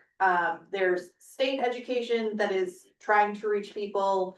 There's local education to varying degrees that is trying to reach people, and it's extremely ineffective on both ends. This program would invest money into a widespread campaign, have requirements, and put the onus onto the entities that are putting those materials on store shelves. Right now, the current system, even for MERPs, is always having to be reactive to whatever is put onto store shelves. So this really takes a lot of ownership and puts it onto the producers to be thinking about end of life for what they're putting on store shelves before the rest of us need to deal with it. And of course, that will take a lot of time, like, I mean, 10 years, 20 years to see those holistic sweeping changes. But if we keep going the way that things are, those things are not going to change. Despite many different efforts, or I would call them, basically like government efforts and or voluntary efforts, they have not proven to be sustainable. I want to point to an effort in California that they had a state recycling commission to evaluate their current system. I think it was somewhere around a 2-year process. They invited all the different industry groups, like representatives of the fiber industry, to come and talk about how to improve things with the current infrastructure and the way things are set up. And they asked the people who make aluminum cans and like all the different various components of this stream. And it was a very robust public process. And in my opinion, those producers were given every opportunity to come up with a different type of policy recommendation or way that they could collect more material with the current infrastructure, and it came to nothing. They weren't able to point to mechanisms that would lead to results that EPR can accomplish. And therefore, it led to California moving in the direction of EPR after giving every opportunity to try and come up with something else. So I don't think that there is a better option. And I also want to say that things like recycled content mandates can absolutely be part of the system and should be part of this system to incentivize circularity. There should also be restrictions on there if people are tuned into what is happening right now. Places that have recycled content mandates that don't specify where the source of the recycled content needs to come from. Places like China and other countries that have much different environmental restrictions and worker safety restrictions are undercutting the costs of locally recycled, like plastic specifically. And I know of one example in France where they've solved for that by saying that the recycled content needs to come from like within 1,000 miles or something. So it can be done well and it can be done thoughtfully, but it should certainly be part of a bigger scheme and an overall reform to the system to improve outcomes across the spectrum and not just think about preserving the infrastructure the way that it is. I think I got a reminder in the chat to identify ourselves, because we all know each other, but they don't, so. Yes. Sharon Kishida, Mass Product Stewardship Council. I was really struck by Minnesota. They passed this bill a year ago. And actually, I'm not sure, but she said 2032 was the year that they've got that everything must be refillable, reusable, recyclable, compostable. So not exactly sure when the implementation is, but that's 8 years, and I don't think we should wait on this. Getting legislation passed in the state, I know many of you know this, it's not easy, but I think each of the bills that have passed, they all have a needs assessment component in this. So if we could get one over the finish line, get started on the needs assessment, there are lots of things to cover, as all of you have stated. My concern is that any legislation on any of these bills be nimble enough to accommodate whatever the latest greatest thing is, and packaging in particular, I'm concerned about. In the background document, I think it was the recycling partnership, had Massachusetts recycling rate at only 27%. I find that appalling. And during the advisory committee meetings, particularly the first one, many of you from industry reflected on what a great job Massachusetts, MassDEP in particular, in responding to China's what is it, green sword, but it was something sort of, right? And their response was to come up with Recycle Smart, which is so smart, you know, so we do have this uniform list. But there's so many things that aren't on that list that this bill would force that to happen. So I don't think we can delay. My hope is that somehow, some way, we could get a bill passed so we can really start looking at this and doing the deep dive and putting in the time that would be needed to get it across the finish line. Thank you. Thank you. Mr. Ruddy. Bill Runny, Retailers Association of Massachusetts. I just continue to be concerned about the cost and the unknown costs. I mean, I understand that it's projections on, cost savings to consumers or municipalities down the line, but when we're putting fees on products that are sold into Massachusetts, I equate it to a tariff. Tariffs, fees like this are passed down the supply chain, and the consumers will, the retailers who purchase those products to resell will pay the added cost. The consumers will then bear the added costs. There may be cost reductions on the municipal side, will those be passed on to residents and consumers in the form of lower property taxes? We don't know that. So I think we could see a significant increase in consumer costs. And when that happens, the folks that are most inadequately, prepared or of size to handle that would be the smaller businesses. Smaller businesses are, they have greater costs just because of economies of scale. And they would be the ones I think that would suffer the most on price, and then in turn, lose customers if they're not price competitive. But I do equate this essentially to a Massachusetts sort of product tariff. That, is baked in, hidden in the cost of these products, passed on if you want to sell any product in Massachusetts, with no promise of savings back to residents and consumers in the end.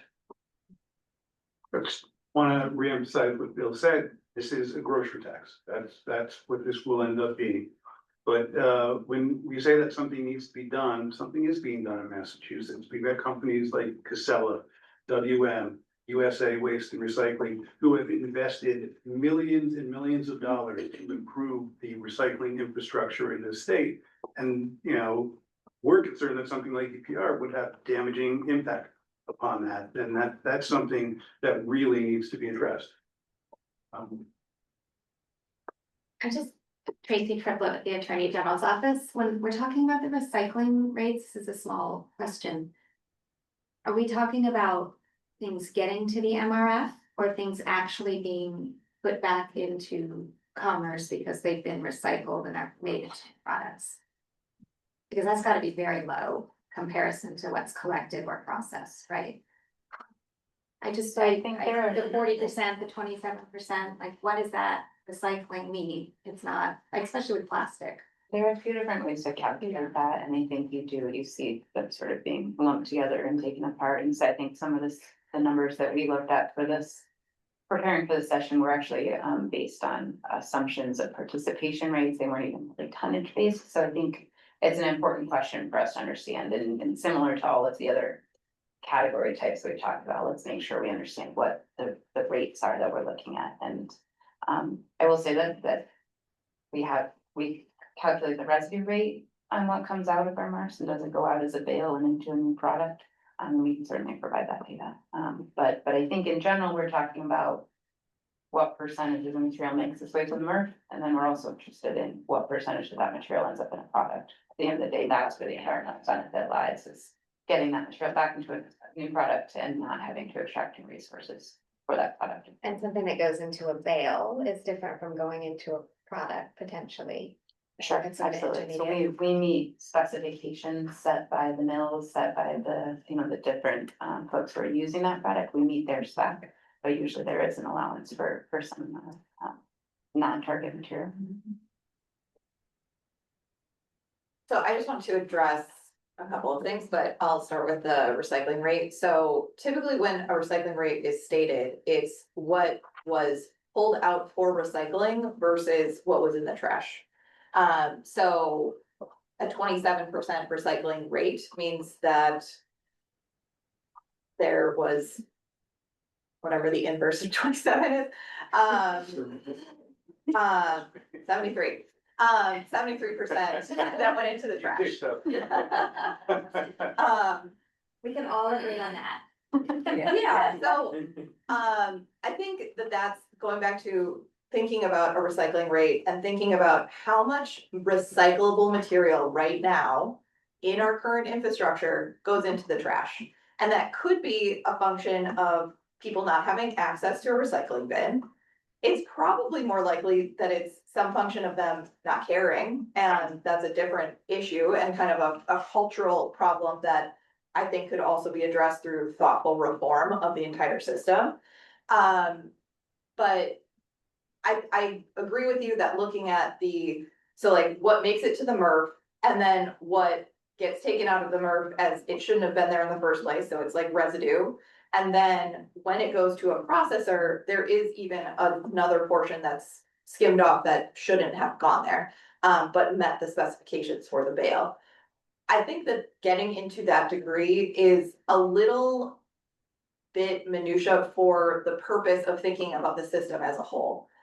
Certainly it carries the environmental benefits, but there's also all the upstream environmental benefits. So the question that I had posed before to Mallory from Minnesota was about what they decided on what their goal was for the program. And she emphasized that they were focused on circularity of materials.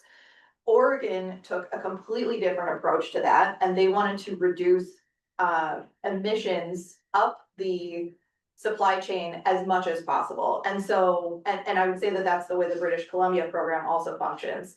And so the eco-modulated fees are based on the life cycle analysis, and of course, that's like a whole ball of wax itself to define that.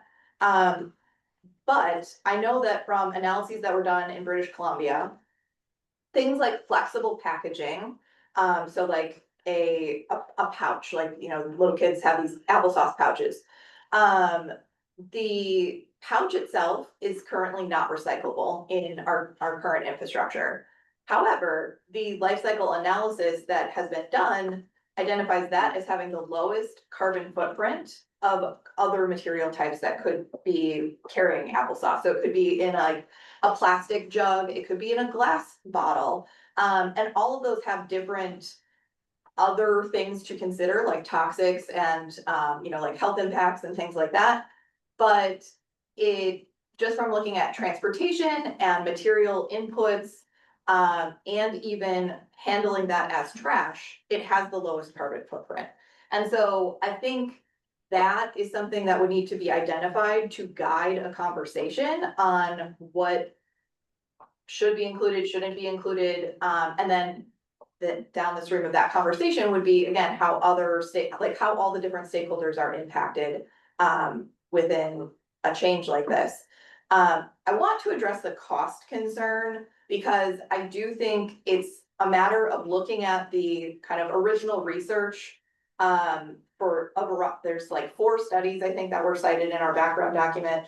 I think it would be useful to dissect those further and understand, I don't know, the quality of each study. Not all studies are created equal. However, the biggest point to make on a cost increase is that it's actually also a service increase. So there would be more service provided on recycling than we have right now. So it's not just a blanket tax that, you know, goes nowhere. It is money that goes into a separate fund that specifically pays for a service that would provide value to covered entities. In some states, covered entities have included small businesses, and so their recycling costs would be covered by this program. And so that could be a policy decision that is made on who's in and who's out. But it shouldn't just be looked at as like a grocery tax with this ambiguous, like, oh, it's just a tax, it just goes into the general fund. It does not go into the general fund. It is specifically money set aside for a purpose that would get us a better system than we have right now. Yeah, I'll just piggyback off that, Dave Malley, ELM. When we talk about cost, you know, we are all paying for the disposal of stuff that's going into the environment. This is shifting costs, it's not adding costs. And when we talk about the disposal mechanisms with the largest externalities, it's sticking something that doesn't need to be in a landfill. And when I would hope we can sort of level set at the idea that like that is the worst way to dispose of materials, particularly materials that could be recovered and introduced back into, you know, into use, either through pure reuse or through recycling. And so when we talk about what are the cost impacts of this, the goal should be overall to reduce costs through reducing the worst systems of disposal and reducing, again, I go back to this idea of waste reduction. We can, you know, save money by using less material in the first place, and that saves consumers, residents, municipalities, producers money by just using less packaging.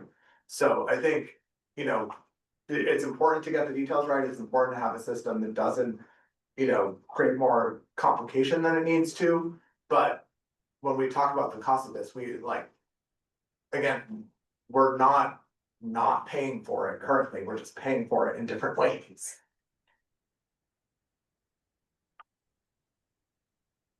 Maybe just a comment about waste reduction, exporting 45% of its waste out of state. One state, I think in the top 4 is, no, Georgia.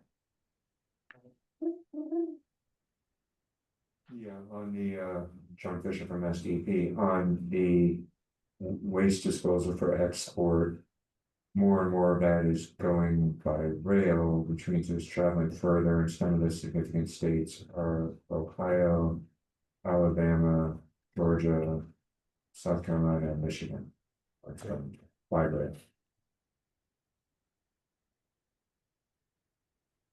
Louis Butte Natural Waste and Recycling Association, sorry for not mentioning that before.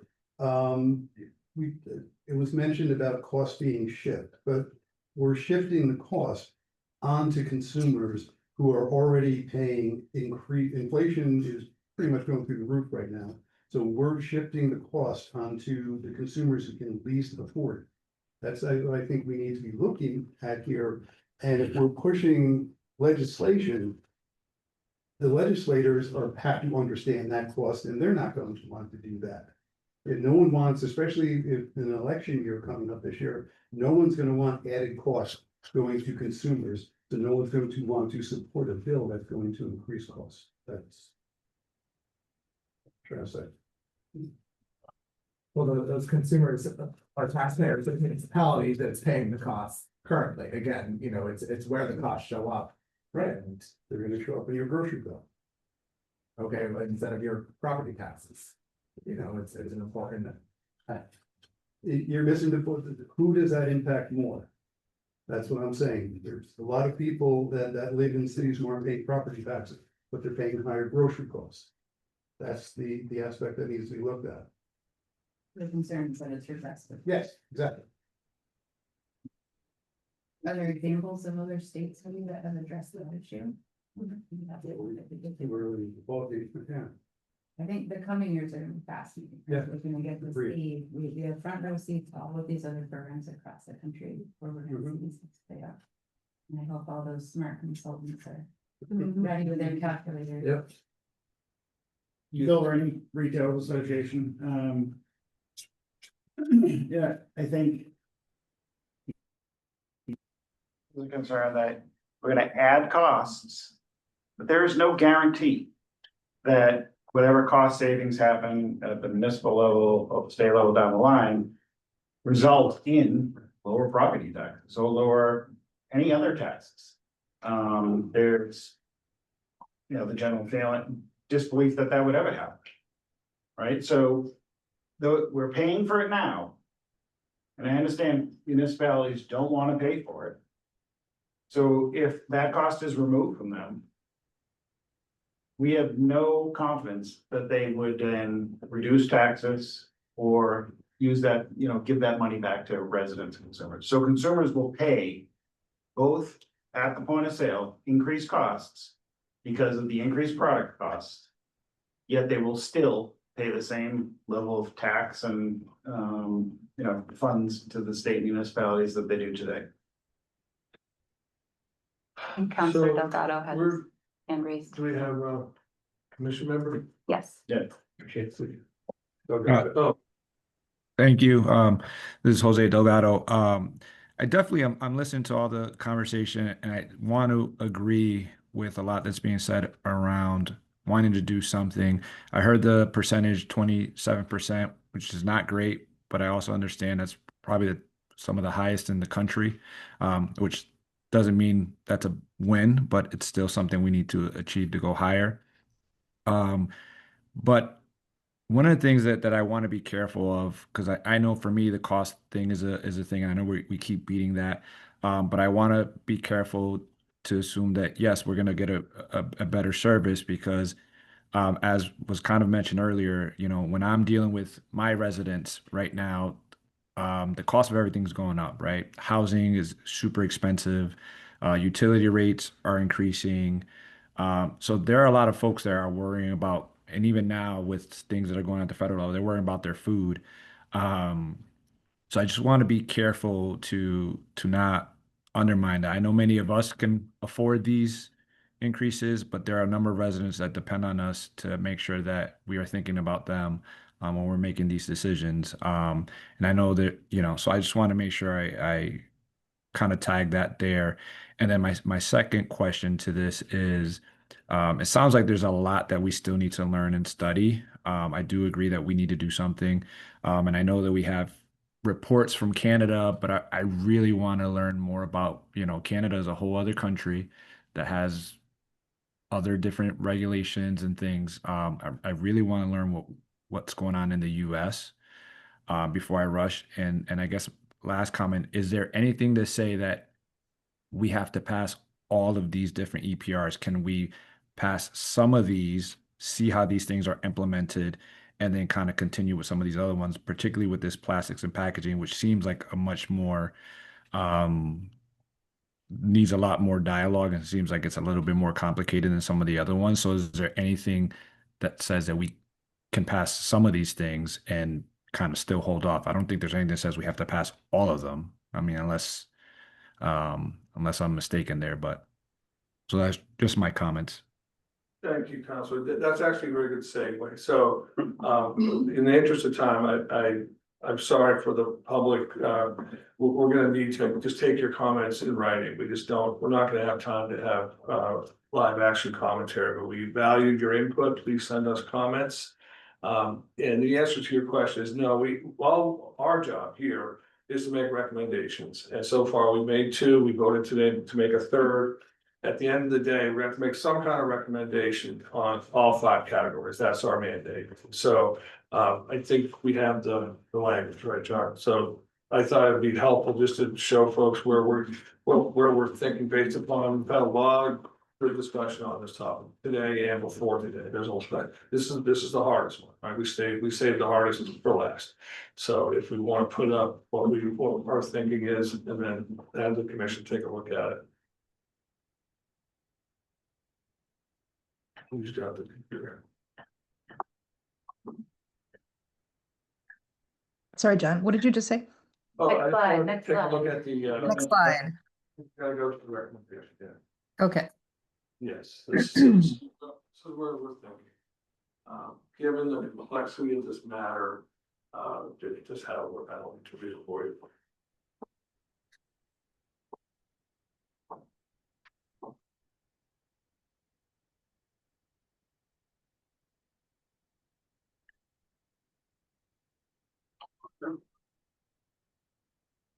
I think the real, and we heard it from Minnesota today, I think you'll hear it from pretty much anyone who's done this, you really need to do a needs assessment. And that, a lot of the unanswered questions, and that's a big undertaking.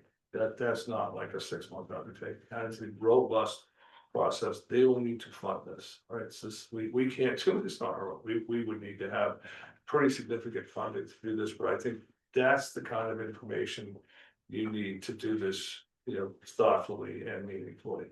Unlike paint, which we've already got a plug and play, it's been around for a long, long time, lots of experience.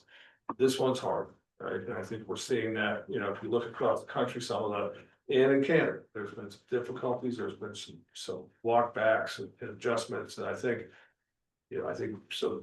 This is our thinking, is to kind of say, look, let's give this over to John and Greg and their group, and anybody here who wants to stay involved and work it, but I think it would be helpful to get the needs assessment done in order to really advance this particular EPR. It's a really challenging one. So have a look. Any thoughts? We can talk about it now. Obviously, we'll talk about it at our last meeting.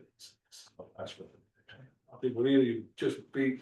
Can you to the punch? You remember that? Yes, Juanita Trabert, Mass Recycle. So I would give this on the scale probably a 2 or a 3. The biggest concern that I have with the way that this was drafted is I don't think the right home for further discussion is a solid waste advisory committee. I see where DEP would think to kind of put that, but my concern with that is that there would be some type of need for discussing legislation and bills and advocacy and development of a bill, and I just don't see that happening in the current culture under MassDEP. And so that would be my biggest concern, thinking about what other states have done. So I referenced California, they had this recycling commission that was specifically to analyze, like, how can we increase our recycling rate? And ultimately, after 2 years of looking at it, they came up with EPR. So it's a little in reverse the way that this commission is tasked with looking at EPR, but we've all, I mean, I would say no one disagrees that we cannot come up with the recommendations that we are tasked with the allotted amount of time. It would have been the entire year plus in and of itself, just focusing on this one material category, because it's so robust and just has so many different aspects to it. So I guess I would say that's my biggest concern. I like the way that it's framed other than that, but I think it should be some other type of independent commission that would make recommendations. And I understand that that would be a different type of ask or lift, but that's it. Thank you.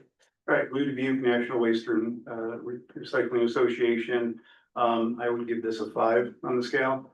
I have an issue with the commission endorses, because I don't think that the commission fully endorses this. If that's what's gonna be put out, then a minority report should be put out as well. I put in my written comments, I have what I think that the recommendation should be. And it's due to the vast amount of technical information and expanded stakeholder engagement needed to advance an initiative such as EPR for plastic and packaging. The commission recommends that MassDEP be charged with establishing a subcommittee of its solid waste advisory committee to further discuss EPR for plastics and packaging and whether it can have a meaningful impact on advancing material recovery in the Commonwealth. I agree. No, David Riley, Caitlin, I agree that I would also give it a 5, but for a totally different reason. I mean, Hillary Green first. yeah, right, well, you're gonna love this.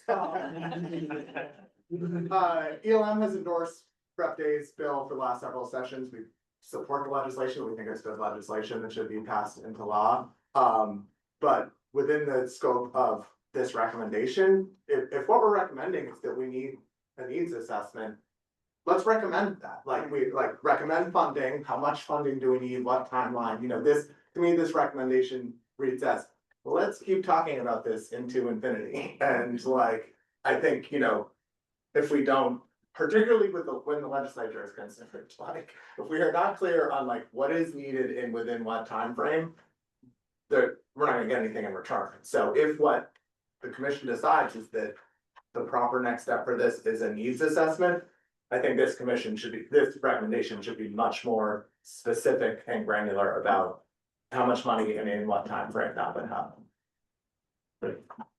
I guess I think maybe we all do agree on, we want to increase circularity, that we want to reduce emissions, we want less toxic products, we want packaging that is recyclable, refillable, compostable, reusable, whatever. I think the next step is a needs assessment. I agree that I don't think it should be housed in MassDEP or in the Solid Waste Advisory Committee. I know this commission is loath to recommend Sharon Kishida, Matt, probably doing Jim Council, is loath to make a recommendation on specific legislation, but there is a bill that is to create a needs assessment study, and I think we should be looking at it. It's Senate Bill 571. 570 is the needs assessment, and then S 571 is actually the responsibility bill. I agree with David. I think we need to have a robust, committed. We heard Minnesota, you know, is already working on this after a year, and look at the length of time it will be to take to actually have an EPR bill that hopefully most everybody here would be comfortable with. So let's not waste time. Abby Webb with Casella. I'm not as quick with my number scale as you guys, so I'm not gonna give a number, but I would say what I hear on them is we're curious about EPR and we have a lot of questions. I don't know if you want to open with that. It's a little wishy-washy, but as far as the idea of exploring the problem more, answering some of these questions, watching how their states proceed, I think we see value there. The phrase needs assessment, I would say it might be worthwhile to check in with some of the other states on their experience pursuing a needs assessment prior to the passage of legislation, prior to the selection of a pro. I've heard through the grapevine, I think there's some folks in this room who could speak more to it, but that has been challenging to get a good response rate.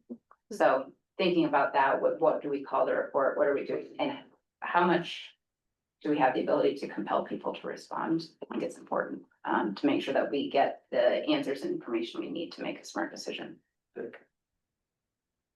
And I'm gonna add, if they're gonna recommend a needs assessment, a cost analysis would be required as well. And maybe I'll jump back in and maybe not have it be a foregone conclusion that then it just rolls right into a specific policy outcome, but rather evaluates a number of opportunities or potential paths forward. Bill, or any retailers association, you know, I would be in the same bucket with others as a 5. I can be a 6, I can be a 6. You know, look, I would feel uncomfortable, obviously endorsing the concept of EPI. I do think we need there's a lot more work that needs to be done. Whether it's at the SWAC or some other entity, I guess I need to learn more about that process, but I think, you know, I would kind of second Lou's language suggested, which is kind of more starting off that the commission recommends that, you know, we be trying to put, and further review. So, Sounds like there's consensus that we need further review. Where we seem to have a division is whether or not we would endorse the concept, right? So, at this point in time, maybe just a quick show, hey, I'm gonna need to adjourn very soon, like, how many people would want to endorse the concept? In the room, if you're in the room, put your hands up. Good, all right, how about online? Put your hand up if you're online. it's animal. Jennifer, can you see who's putting their hand up online? No, I don't know if this technique works. I think you need a voice vote. Actually, what I would recommend is we do have a temperature check. And so I would recommend we maybe do the same thing as we did with electronics. I'm rapidly turning into a pumpkin. I really have. Yes. I said about the Attorney General's office, I can't see Okay, their way all on. right, we'll do it next meeting. We'll get into this, we'll figure out whether we're gonna endorse the concept, or maybe we'll come up with a couple different versions, right? Some of the stuff that we'll put out, we'll try, but we gotta get to a recommendation, so we gotta have some common ground. So it sounds like we have common ground that needs more study. And then the question is, are we in a position that we think this is a good idea, it needs more study, or we just don't know? Those are kind of our two choices, and there's variations between those, but can I get a motion to adjourn? Motion to adjourn. Second, all in favor, aye. Aye. Well, thank you all. Thank you. We'll see you in December. Have a good Thanksgiving. Yeah, it is. Someone tell me who motioned. Can someone please tell me who moved and Abby, right? seconded? Yeah, Abby Webb moved and Bill Renner seconded. Thank you. One question that came up that stepping out of the plastics and not like the fascinating for students or board. That part of the when you that plastic and not keep plastic, whereas your sorry, is that I'm sitting out. Well, so we would have not all right? Yeah. Well, I I mean. think you're right. It's just, I mean, right, and the way it's all